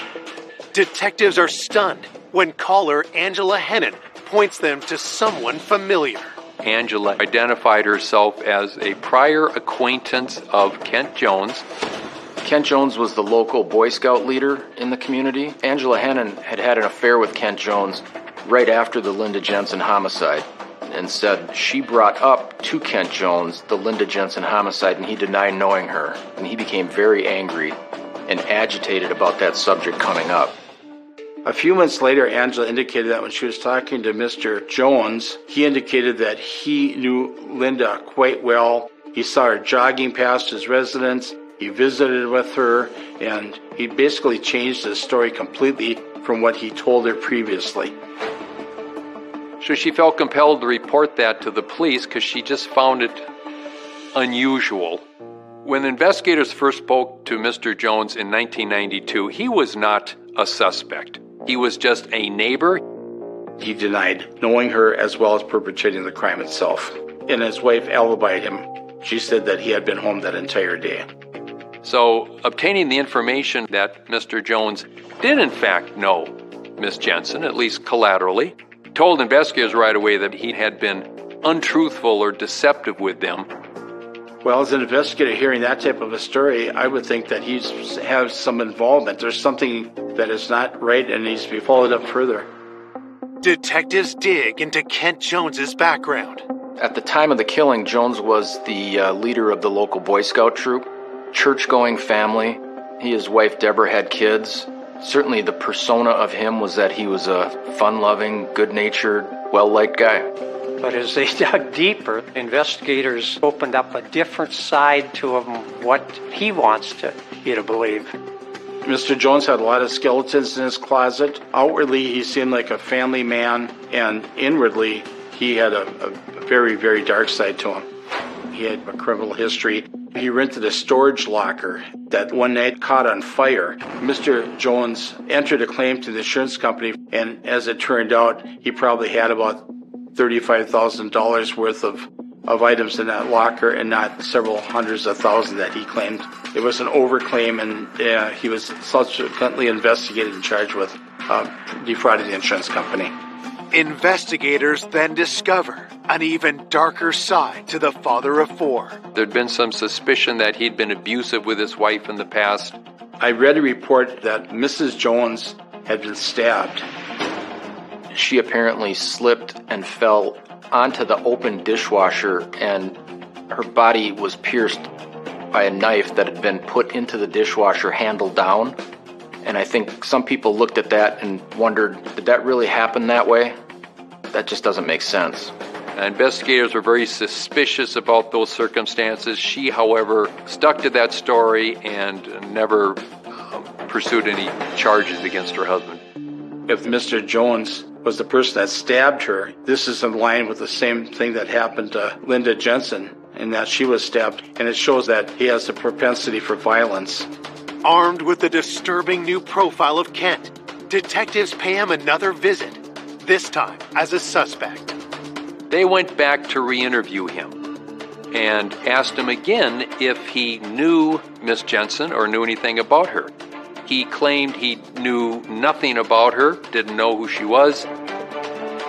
Present at that time was Kent Jones's wife, and she indicated, "No, don't you remember? She was here visiting you about Joey joining the Cub Scouts?"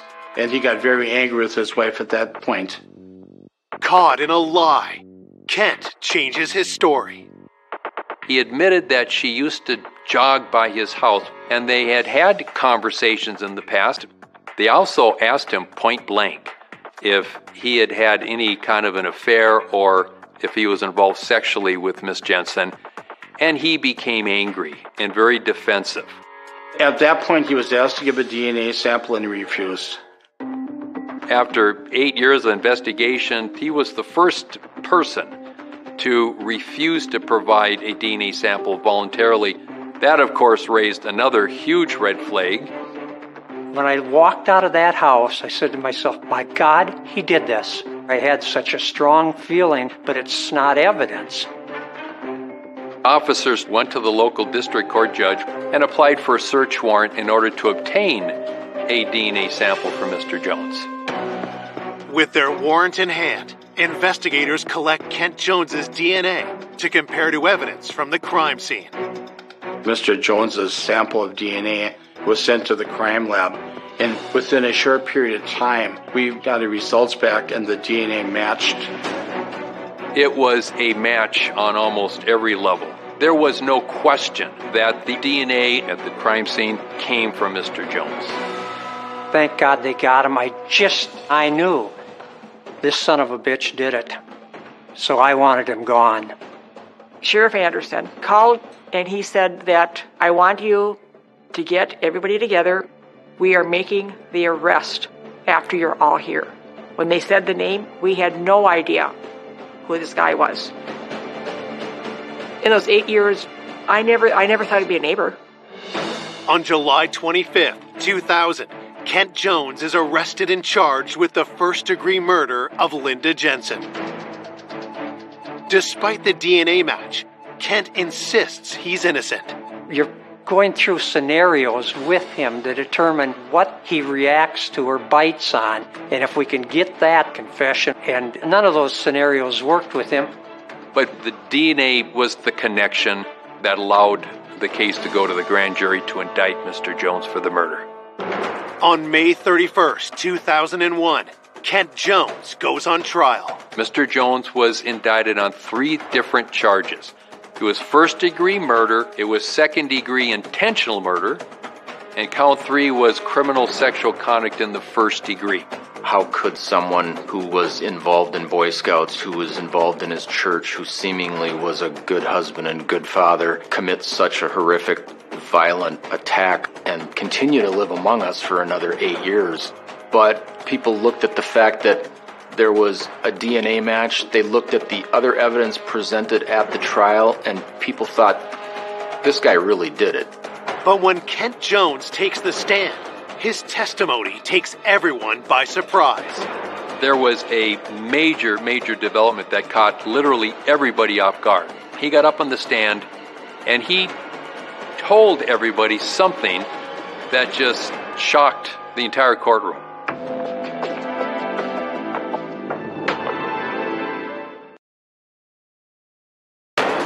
"9 years after Linda Jensen was raped and killed, neighbor Kent Jones is on trial for first-degree murder.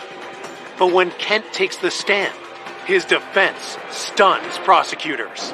Under oath, in court, in front of the jury, he testified that he had actually been having an affair with Linda Jensen.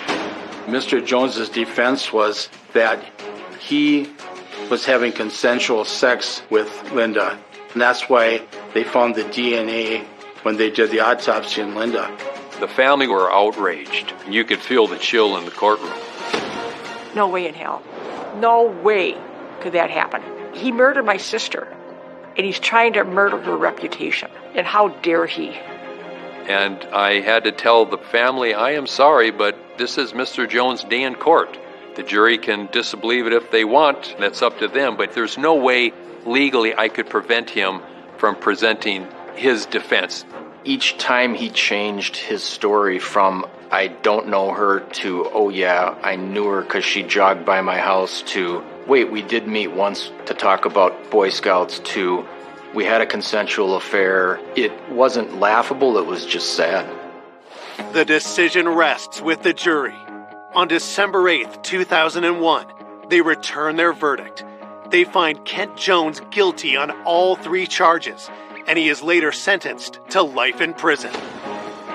I think after all of that, there was a great sense of relief from the family that, you know what, we don't believe this. Thank God the jury didn't believe it either, and this guy is actually going to get what we've been looking for now for years. After he was sentenced and he was taken out of the courtroom, the jurors came up and were giving us hugs. And you know, I'm thinking it's got to be over. But less than 3 years later, Linda's family is dealt a sickening blow. After Mr. Jones's conviction, he did file an appeal that went directly to the Minnesota Supreme Court. Mr. Jones and his attorneys wanted to present evidence of an alternative perpetrator, and the Supreme Court agreed with the defense, overturned the conviction, and resulted in us having to retry the case a second time.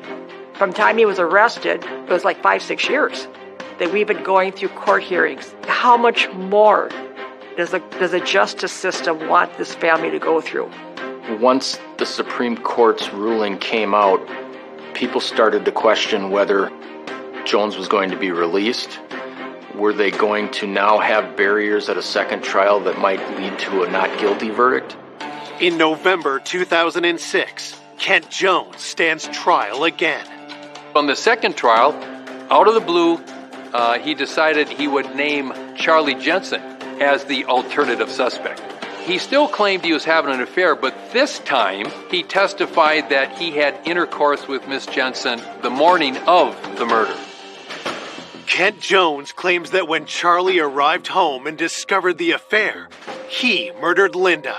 Everyone knew Mr. Jensen had an absolute ironclad alibi, confirmed and reconfirmed, and I thought Mr. Jensen was going to get up and start making a scene and yell or something, because I could see that look in his face. I could see it boiling up. And to his credit, he held his composure. His lies just kept going farther and farther and farther into left field. And my fear was that it was going to drag on through the court system over and over and over. The prosecution presents their theory of what really happened that day. I believe in his mind, Linda was his fantasy girl. He saw her running on occasion past his house. She had spoken with him about Joey joining the Cub Scouts. This was a crime of obsession. He knew she was home alone with just an infant, for whatever reason, decided to act on his impulse that had probably been building up for months and months. I believe Mr. Jones went over there to visit with her, talk to her, try to induce her into perhaps having sex with him. He probably got rejected, he got furious, and this was his moment, and he took it out on her. I think his rage, his obsession just consumed him. Forced sex on her, strangled her, and eventually killed her. After strangling Linda, Kent stabbed her several times, pinning the comforter to her chest. These are crimes that are committed by people that just lose control of any rational thought, and that's consistent with the horrible injuries that Linda suffered. For the second time in 4 years, a jury convicts Kent Jones of murdering Linda Jensen, and he's again sentenced to life in prison. I was really happy for the Jensen family in particular, especially having to go through a second trial like they did. I could finally take a deep breath and have this heavy iron coat that I didn't know I was carrying, have that fall off of me, that it's over, it's done. Though justice is served, Linda's loved ones have never gotten over her loss. He's not eligible for release until 2030, and I will be there. I will do anything I can to keep this man in jail forever. He should not be able to enjoy life because he did not allow Linda to enjoy life. There's times that I still want to call her. I miss her every day. I don't have a sister on this earth. And I can still close my eyes and just hear that laugh of hers. That beautiful, carefree laugh and just loving life. Linda loved life.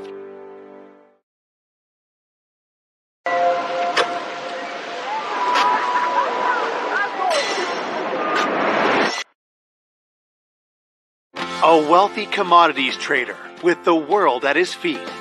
My brother was a fun-loving guy. He had anything he wanted. He had a lot of money, the Cadillacs and the Rolex watches. Is viciously gunned down. And they shot him again and again and again. With his wife and kids in the home at the time of the attack. It was a very traumatic event to the family with people with guns threatening them. You can't dismiss the fact that it was a home invasion, but a lot of it didn't add up.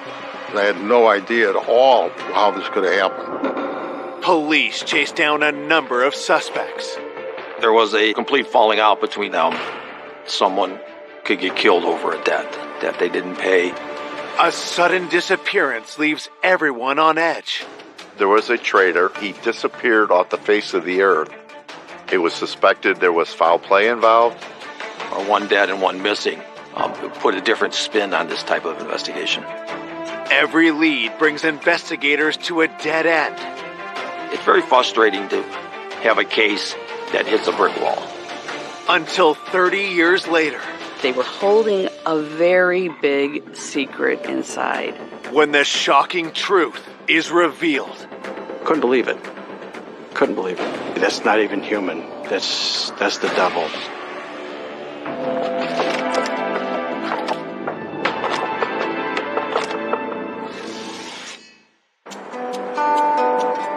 Just 30 minutes outside of Chicago lies Inverness, Illinois. Inverness is one of the wealthiest suburbs of Chicago. It's a safe, beautiful neighborhood. Some would call it very rich, very large homes, and very few crimes are ever committed in that area.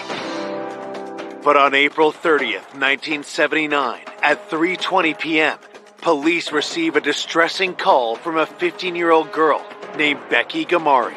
Her words were, "There's been a robbery. My dad's been shot." She was bleeding from the chest. The police responded immediately. As we entered through the front door, we were met by Becky Gamari. She was crying and pointing downstairs. I went downstairs and I saw a male who was leaning back in the sofa who appeared to have numerous gunshot wounds. There was a woman who was kneeling at the feet of the victim, crying almost in hysterics. The woman identifies herself as Jackie Gamari. She says the victim is her husband, Carl, and that she and her 3 youngest children, Bobby, Carly, and Nick, were in the home when the intruders stormed in. Those children must have been terrified and felt so helpless. It's horrifying. The families were taken out to the squad cars so that they were secure and away from everyone. Investigators set to work processing the crime scene, starting with the body. I went over to the victim.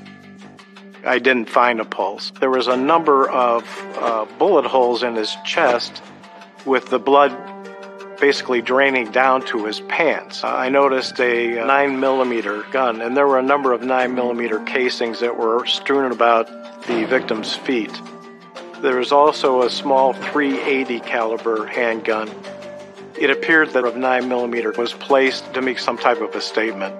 This could be a staged killing. The victim, his legs were crossed at his ankles. It didn't appear to be a natural position. I went and took an inventory of what the rest of the house looked like. The bedrooms, the dresser drawers had been opened. A number of items appeared to be tossed on the floor. I could see that there were jewelry boxes that still had jewelry in them, which raises questions as to why they actually came to that residence. Was this a legitimate robbery? Was this staged to cover something up? You can't dismiss the fact it was a home invasion, but a lot of it didn't add up. It did bring into question that they were there really to kill the victim. We took a number of fingerprint lifts from the kitchen, the dining room, and the bedroom area. One of the officers noticed them. There was no forced entry. Nobody kicked in the door or pried it. As police continue working the scene, Carl's family receives the tragic news. My sister called me and says, "You better get home. Carl was shot." So the whole neighborhood where the house was all cordoned off. We were told by the police he's in the house, he's dead, and they're investigating. So we were all like stunned. When this happened, it was just a huge, huge shock. We didn't know how to react. Disbelief and just can't be. Carl Gamari was born in Elmwood Park, Illinois in 1944. He was the third of 4 children. My brother Carl was a fun-loving guy. You know, he liked to go out and have fun, you know, go on dates with girls and go to parties and things like that. When Carl was in high school, he met the love of his life. When he started dating Jackie, he was like 18 and I think she was 17 at the time. He just knew that this was the one and, you know, he wanted to get married and he wanted to get married now. Still teenagers, Carl and Jackie started a family right away. Carl was excited to be a dad. They had 4 kids. Becky was the oldest, Bobby was the second oldest, Carly was the third daughter, and then Nick was the youngest. He was his son. By 1977, Carl had the perfect family and the perfect job, working in finance at the Chicago Board of Trade. Carl climbed up the ladder. He was energetic, and he loved it, and it fit his personality to a T. He had anything he wanted. He had a lot of money. He came to Cadillacs, Rolex watches, and things like that. He started living a high life. From the outside, Carl's life seemed picture perfect. But now, his violent death leaves his family shattered. He's been shot, and I was shocked. You know, no one knew anything. What's going on? I had no idea at all how this could have happened. Investigators start by interviewing Carl's family, who were also witnesses to the crime. I took Jackie and the 2 girls out to the garage so I could get a general statement from them as to what occurred. Jackie was crying and very upset. Becky was crying. Bobby was crying. This was the most traumatic thing children could go through. They said Carl went to work. Jackie was at home with Bobby, her 13-year-old daughter, 5-year-old Carly, and 2-year-old Nick.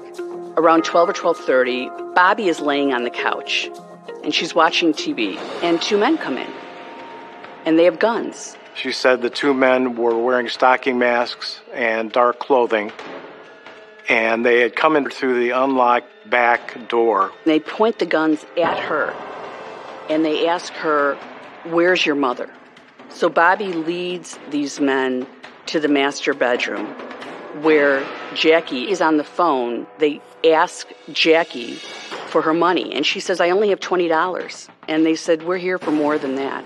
These men tie Bobby's hands behind her back, and then they tie up Jackie. They force them into the master bedroom closet with Carly, with baby Nick. Time is passing. Bobby said that she heard a man yelling, no, who she thought was her father, and she heard 3 banging sounds, which she believed were gunshots. Becky came home approximately 3 o'clock in the afternoon from school.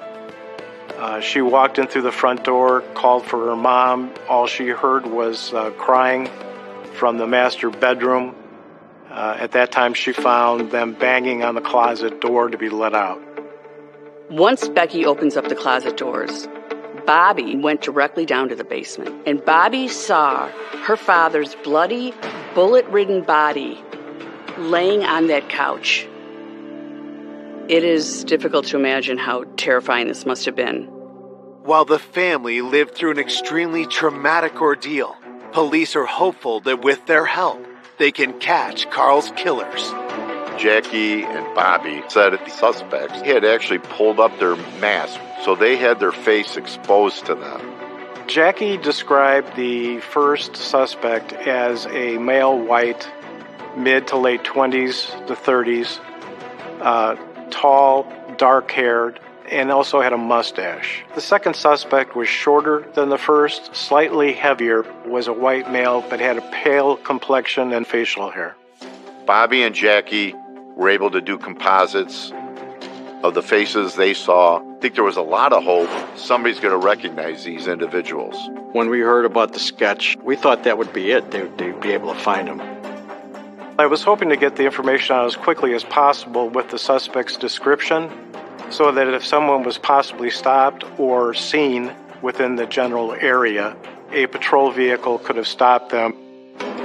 In Inverness, where crime is virtually non-existent, police believe there is more to this case than meets the eye. It appeared to be a staged crime. It could be someone who owed money to someone and being shot for that, a jealous boyfriend. It could be a number of different things. You can't close your mind to any possibility at that point in time. Coming up, investigators uncover sordid secrets. He might have had some associates who might have been involved with the mob. It definitely raised a red flag.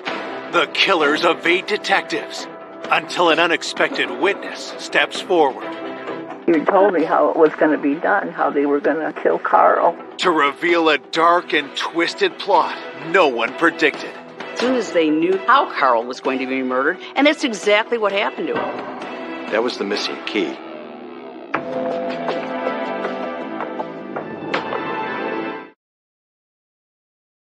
Police are investigating the murder of commodities trader and father of 4, Carl Gamari.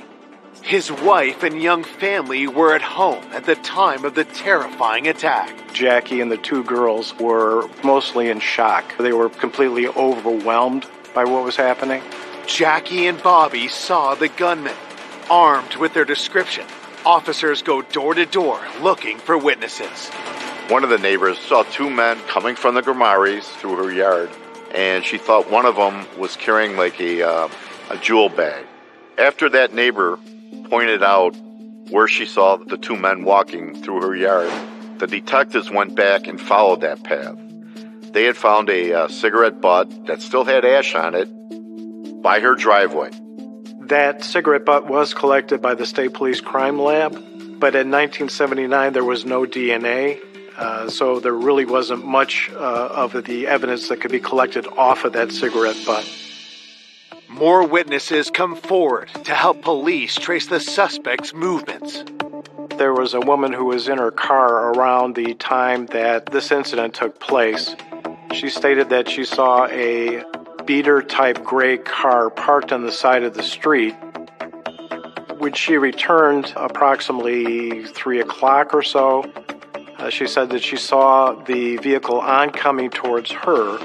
She said that the driver was a white male. The second passenger in the front was a white male, but he was trying to slump down in the seat. In her words, she thought he was trying to hide himself. The neighbor who saw that vehicle coming towards her with the two men was also able to do a composite. It's similar to the one Jackie and Bobby gave police. Composites are very, very useful. You can put them in the newspaper, you can get them on the news, you can get them out there for people, other agencies, to see if anybody could identify them as possible suspects. So after the canvass was conducted, they then did a sweep of the area between the victim's house and where this car was observed to see if they could find any evidence. They also discovered tire impressions and some footwear impressions that were in the mud there where the car had been parked. Back at the crime scene, investigators get an unexpected visitor. I noticed someone approached me and he pulled out his credentials as being a Chicago police officer and told his name was Sam Greco. Sam said that he was a family friend. The girls knew Sam. They felt comfortable around him. He said that he had been called by the daughter, that something had happened, so he was coming out to see what assistance he could lend. On the day of the murder, Becky made 2 phone calls. She did call 911. Her next call was to Sam to tell him what had taken place. Sam originally arrived up the scene about an hour after the initial call. He had advised them that he had been on the phone with Jackie. This was about 12:30 in the afternoon, and that during their conversation, she said somebody was there, and he heard some voices in the background, and then the call was disconnected. So he had offered to give them his phone records so they could try to establish a timeline of when that occurred. Based on the time of the phone call, police believe the gunman arrived at 12:30 p.m. and left by 3 that afternoon. They spent over 2 hours in the home, a detail that puzzles the investigators. They spent so much time in the house, which is not normal. Home invaders usually come in, take care of business, and leave. They don't sit around. Second, the amount of items that were left behind didn't indicate that this was a straight-up home invasion. My question was whether or not they knew that Carl Gamari was coming home at that point in time, and why did they kill him? Who did it and why?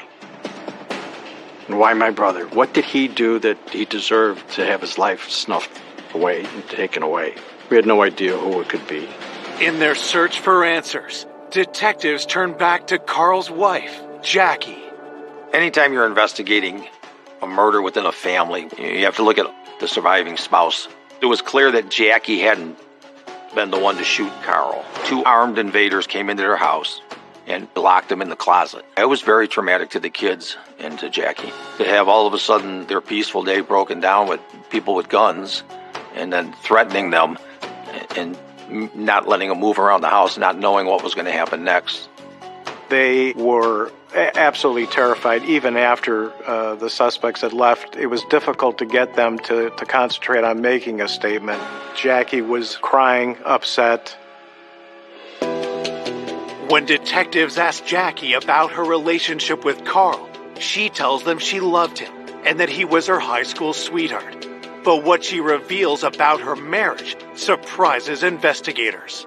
Carl and Jackie had a rather unorthodox situation at times. Over the years, they both had affairs, and they would bring their lovers home. When you get information like that, that's an important thing to follow up on and look further to see if that has anything to do with what occurred here. Had the couple's infidelities led to Carl's murder?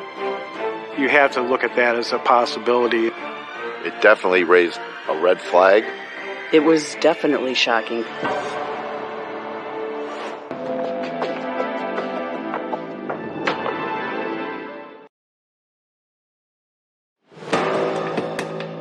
Detectives investigating the cold-blooded murder of Carl Gamari have learned he and his wife, Jackie, had both been unfaithful.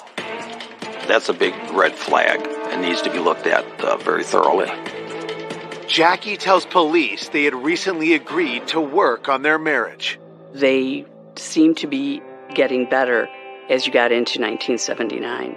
They were trying to work it out. They went on a romantic vacation. They were making a plan to do another big trip to Africa. They were buying a new house, and they would tell friends that, yeah, things are getting back together for us. We're going to make an effort to make this work, especially because of the kids. A year before the murder, the couple had even decided to renew their vows. We as a family thought, wow, this is nice. This is really nice to see, that they wanted to get together and they have us there witness the renewing of their vows. They were like two lovebirds. He was gleaming from ear to ear, and so was Jackie, and they seemed like a wonderful couple. While Jackie was also a victim in this crime, detectives still need to know if she'd have anything to gain financially from Carl's death. It was learned that there was only about a $30,000 life insurance policy.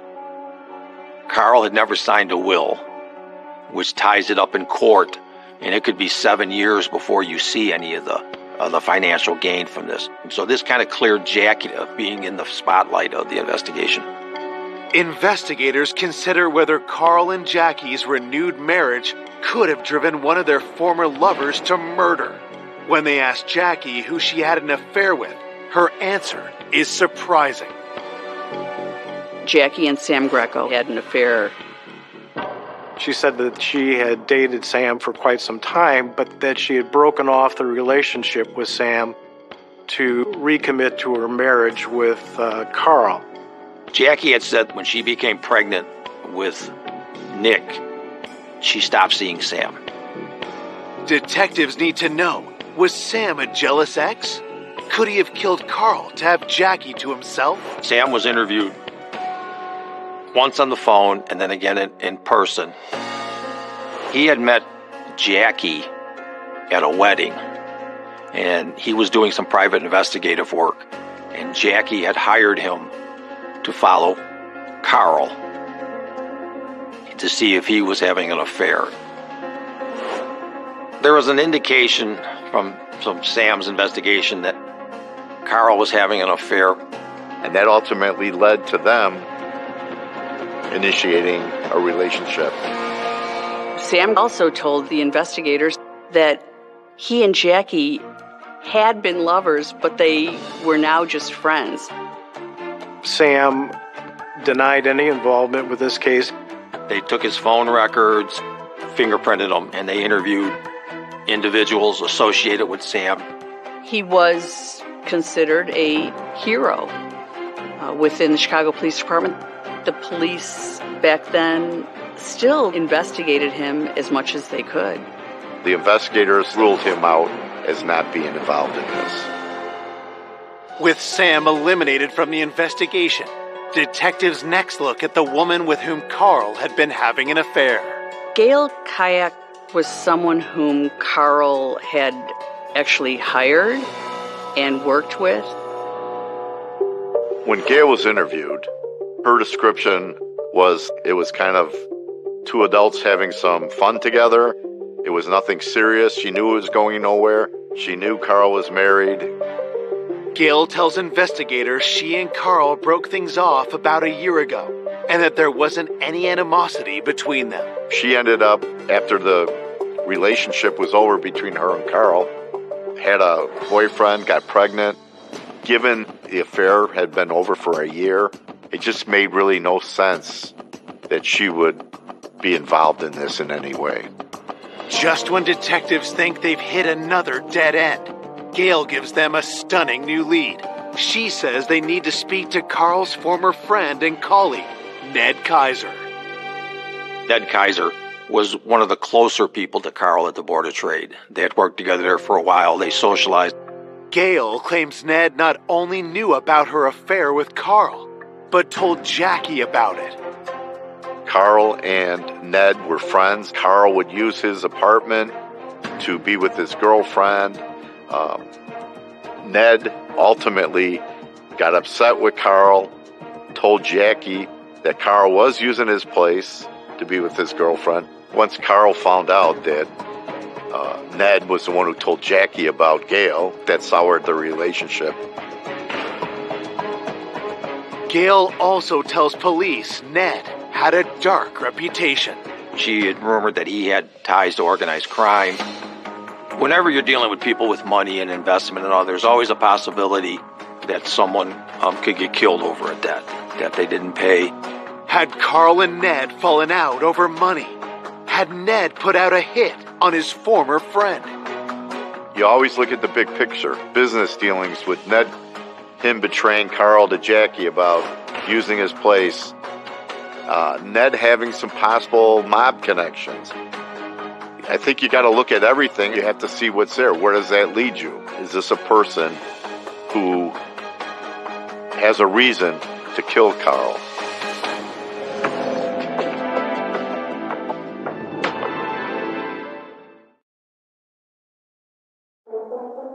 Police are following a tip that the murder of successful trader Carl Gamari may have been a targeted hit, one organized by his former friend and co-worker, Ned Kaiser. Ned Kaiser might have been, quote-unquote, involved with the mob. During the 1970s, Chicago was very much involved with the criminal network of the mob, and a number of people wound up dead every year. Organized crime had a hand in gambling. From information obtained from co-workers and people that knew Carl, he gambled at the Board of Trade, he would gamble outside. So if individuals are gambling like that, then chances are they would cross paths with organized crime people. 5 days after the homicide, Ned is brought in for an interview. Police ask about his friendship and working relationship with Carl. The relationship with Ned and Kaiser and Carl and the family was an extensive, involved one. They had known each other for approximately 9 years, and at one point, when Ned was going through a divorce, they actually let him move into their house. Ned says that's why he had a hard time keeping Carl's affairs secret. Ned had told investigators that the reason he came forward to Jackie was because he was friends with both of them, and he just felt that Jackie was being mistreated by the way Carl was acting and needed to correct it. Detectives ask Ned if Carl was indebted to him, or if they had any conflict about money. Ned denied ever having any kind of a fight with Carl. Ned was asked if he had any involvement, if he knew anything about Carl's murder, and he denied having any direct knowledge. There was nothing that anyone could dig up that would say Ned was responsible for Carl's death. The investigators took a very hard look at him to see if there was any way that he could have committed this crime. And they were able to rule him out. There was no evidence connecting him to the murder of Carl Gamari. Investigators are forced to let Ned go. The police talked to everyone that they possibly could. If they talked to one person and that person mentioned other people, they went and talked to those people as well. And then it gets to a point where there's just no other leads to pursue at that time. So the police are essentially waiting for new information.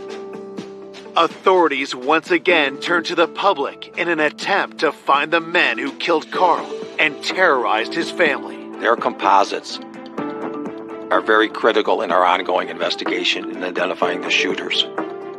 I remember cutting out all the headlines and all that. Boy, something's going to be recognized with the sketch and something's going to happen with this and come about from it. But days would go on and nothing.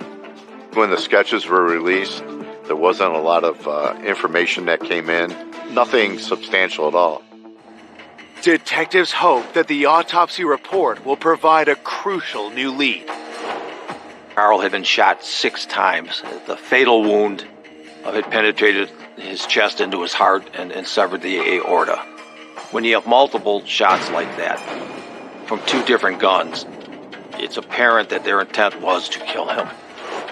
And they shot him again and again and again and again, a total of 6 times.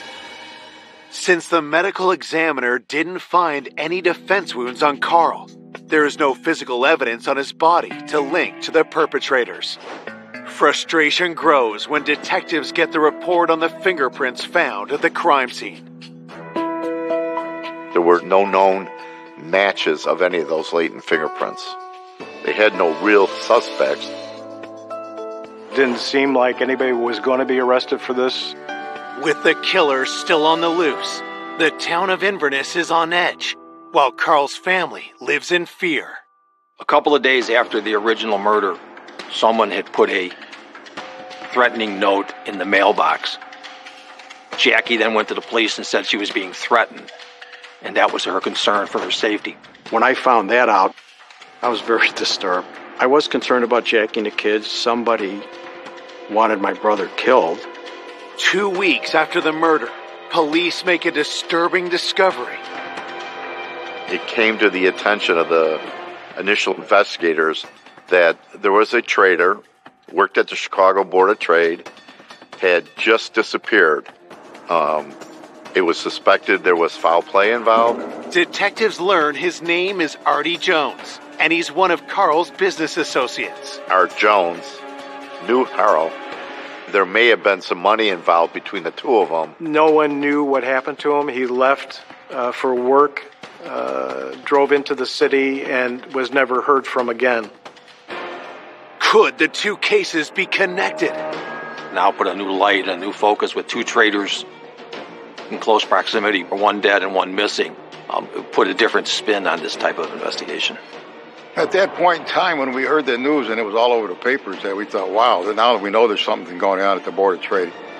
When you had Carl, who was killed and being part of Board of Trade, and then you have Artie, who disappears after going to work at the Board of Trade, those don't happen often.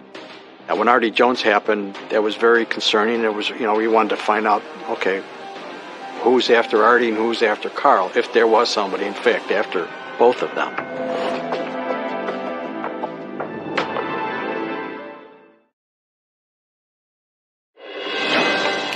Two weeks after Carl Gamari's murder, his coworker, Artie Jones, has vanished. Detectives are hunting for a potential connection between the two cases. Through the Highland Park investigation of Artie, they interviewed his wife, and she said that since the murder of Carl, he had become very edgy. He was very secretive about going out to meet some people for business at that time, and then never coming back. It just heightened that concern she had about the two being related. There was just no trace of him. They ran credit checks. They did phone records. They had absolutely nothing of where this individual may have gone or why he disappeared. They located his vehicle near O'Hare Airport. No reason why it was there, no rhyme. Couldn't put him on an airplane. There was just nothing. He was gone. That investigation was rather lengthy, and they never did locate him. And eventually, his wife had him declared dead. It's very frustrating to have a case that hits a brick wall.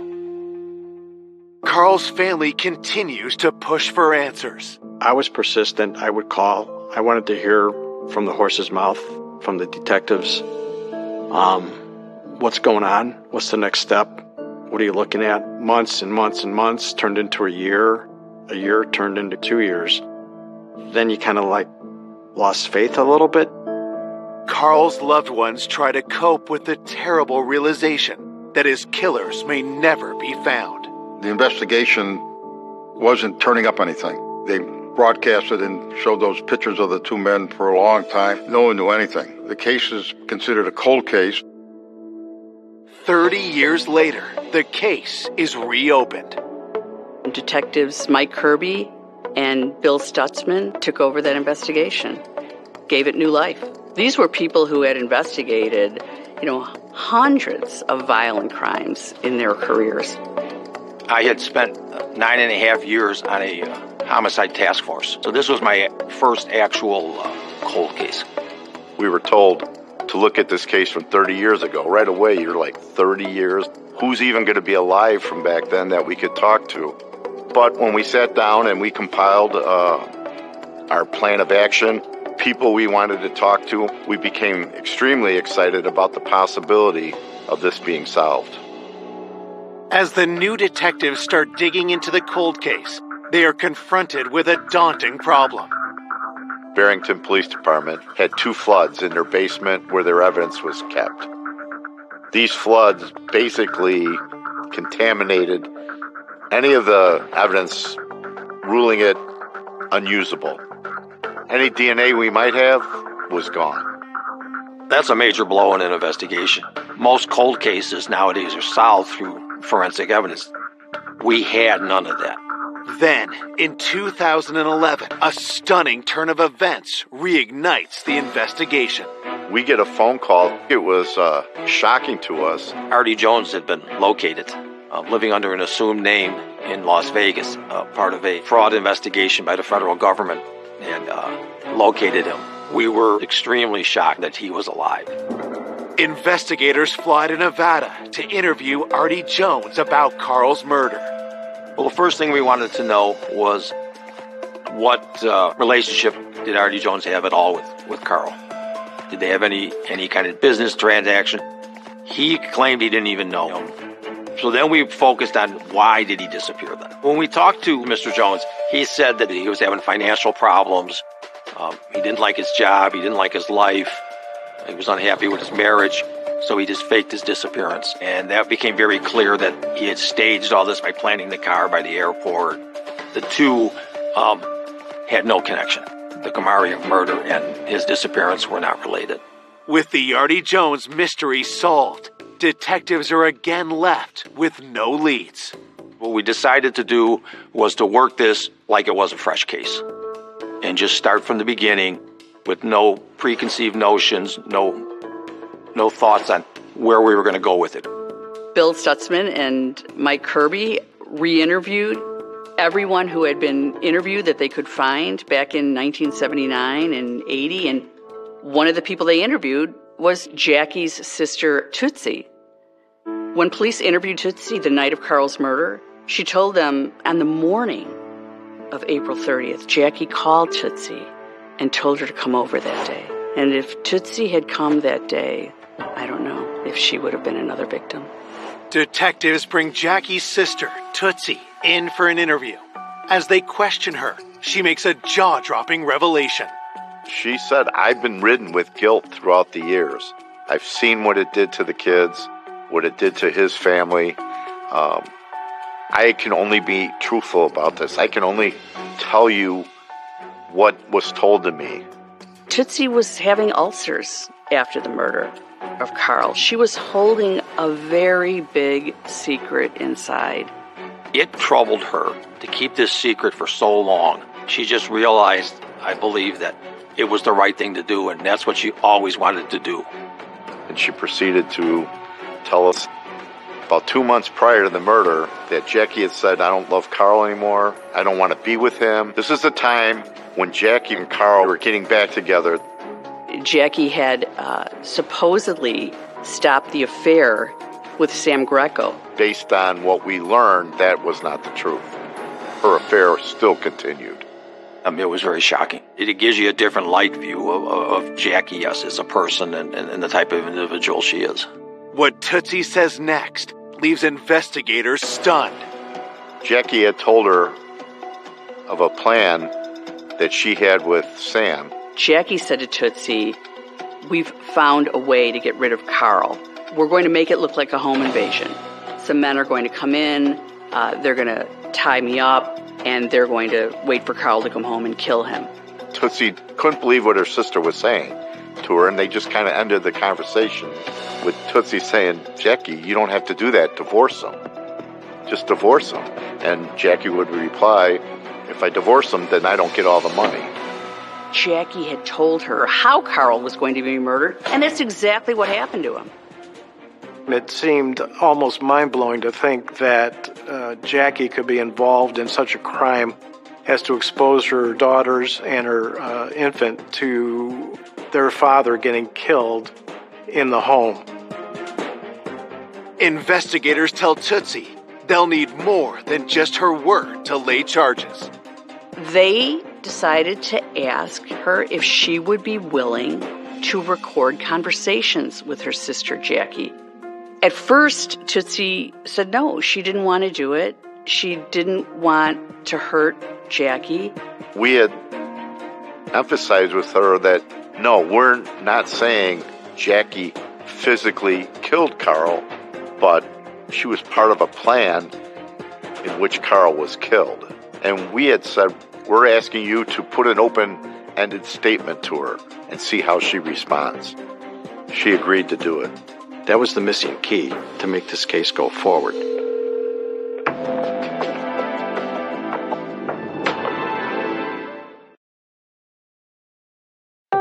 More than 30 years after the cold-blooded killing of father of four, Carl Gamari, police learn his wife Jackie plotted his murder with her former lover, Sam Greco.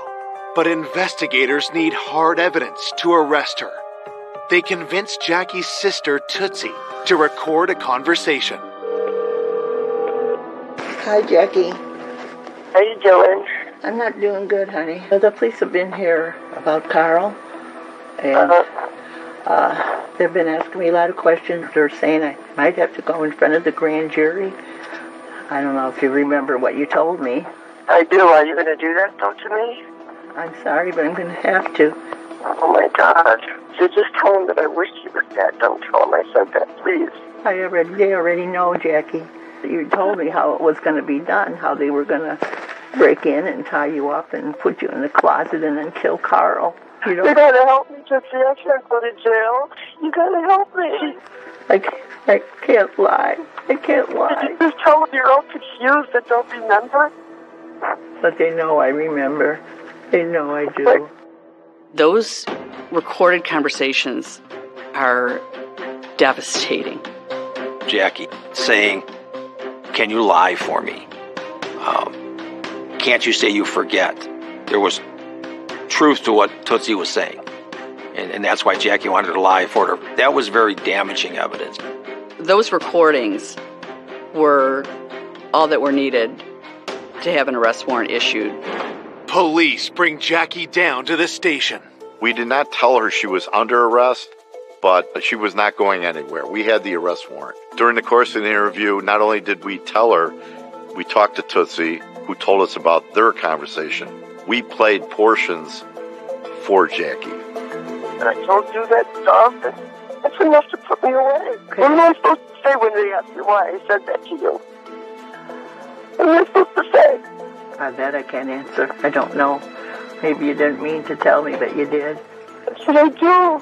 I don't know. I don't know. I don't know. You're my sister, but you're a witness against me. Your testimony is enough to put me away. I'm going to go to jail.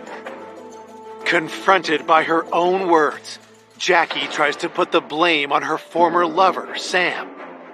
Because she wanted to be able to say, yes, okay, early on, I said, let's do this. But then I backed out. I didn't want to have anything to do with it. So therefore, I'm not guilty of Carl's murder. There are so many things Jackie did that tells you what kind of a person she is. She wanted to be with Sam. She didn't want to be with Carl. After the murder, Sam and Jackie married a few months later. Several years later, Sam and Jackie were divorced. We continued a full-force investigation into Sam Greco's involvement, as also pursuing the two shooters. And before we could gain enough evidence to charge him, he passed away from his medical conditions. On March 27th, 2013, Jackie alone is charged with the first-degree murder of her husband, Carl Gamari. Jackie was the true monster. Without Jackie, this crime never would have happened.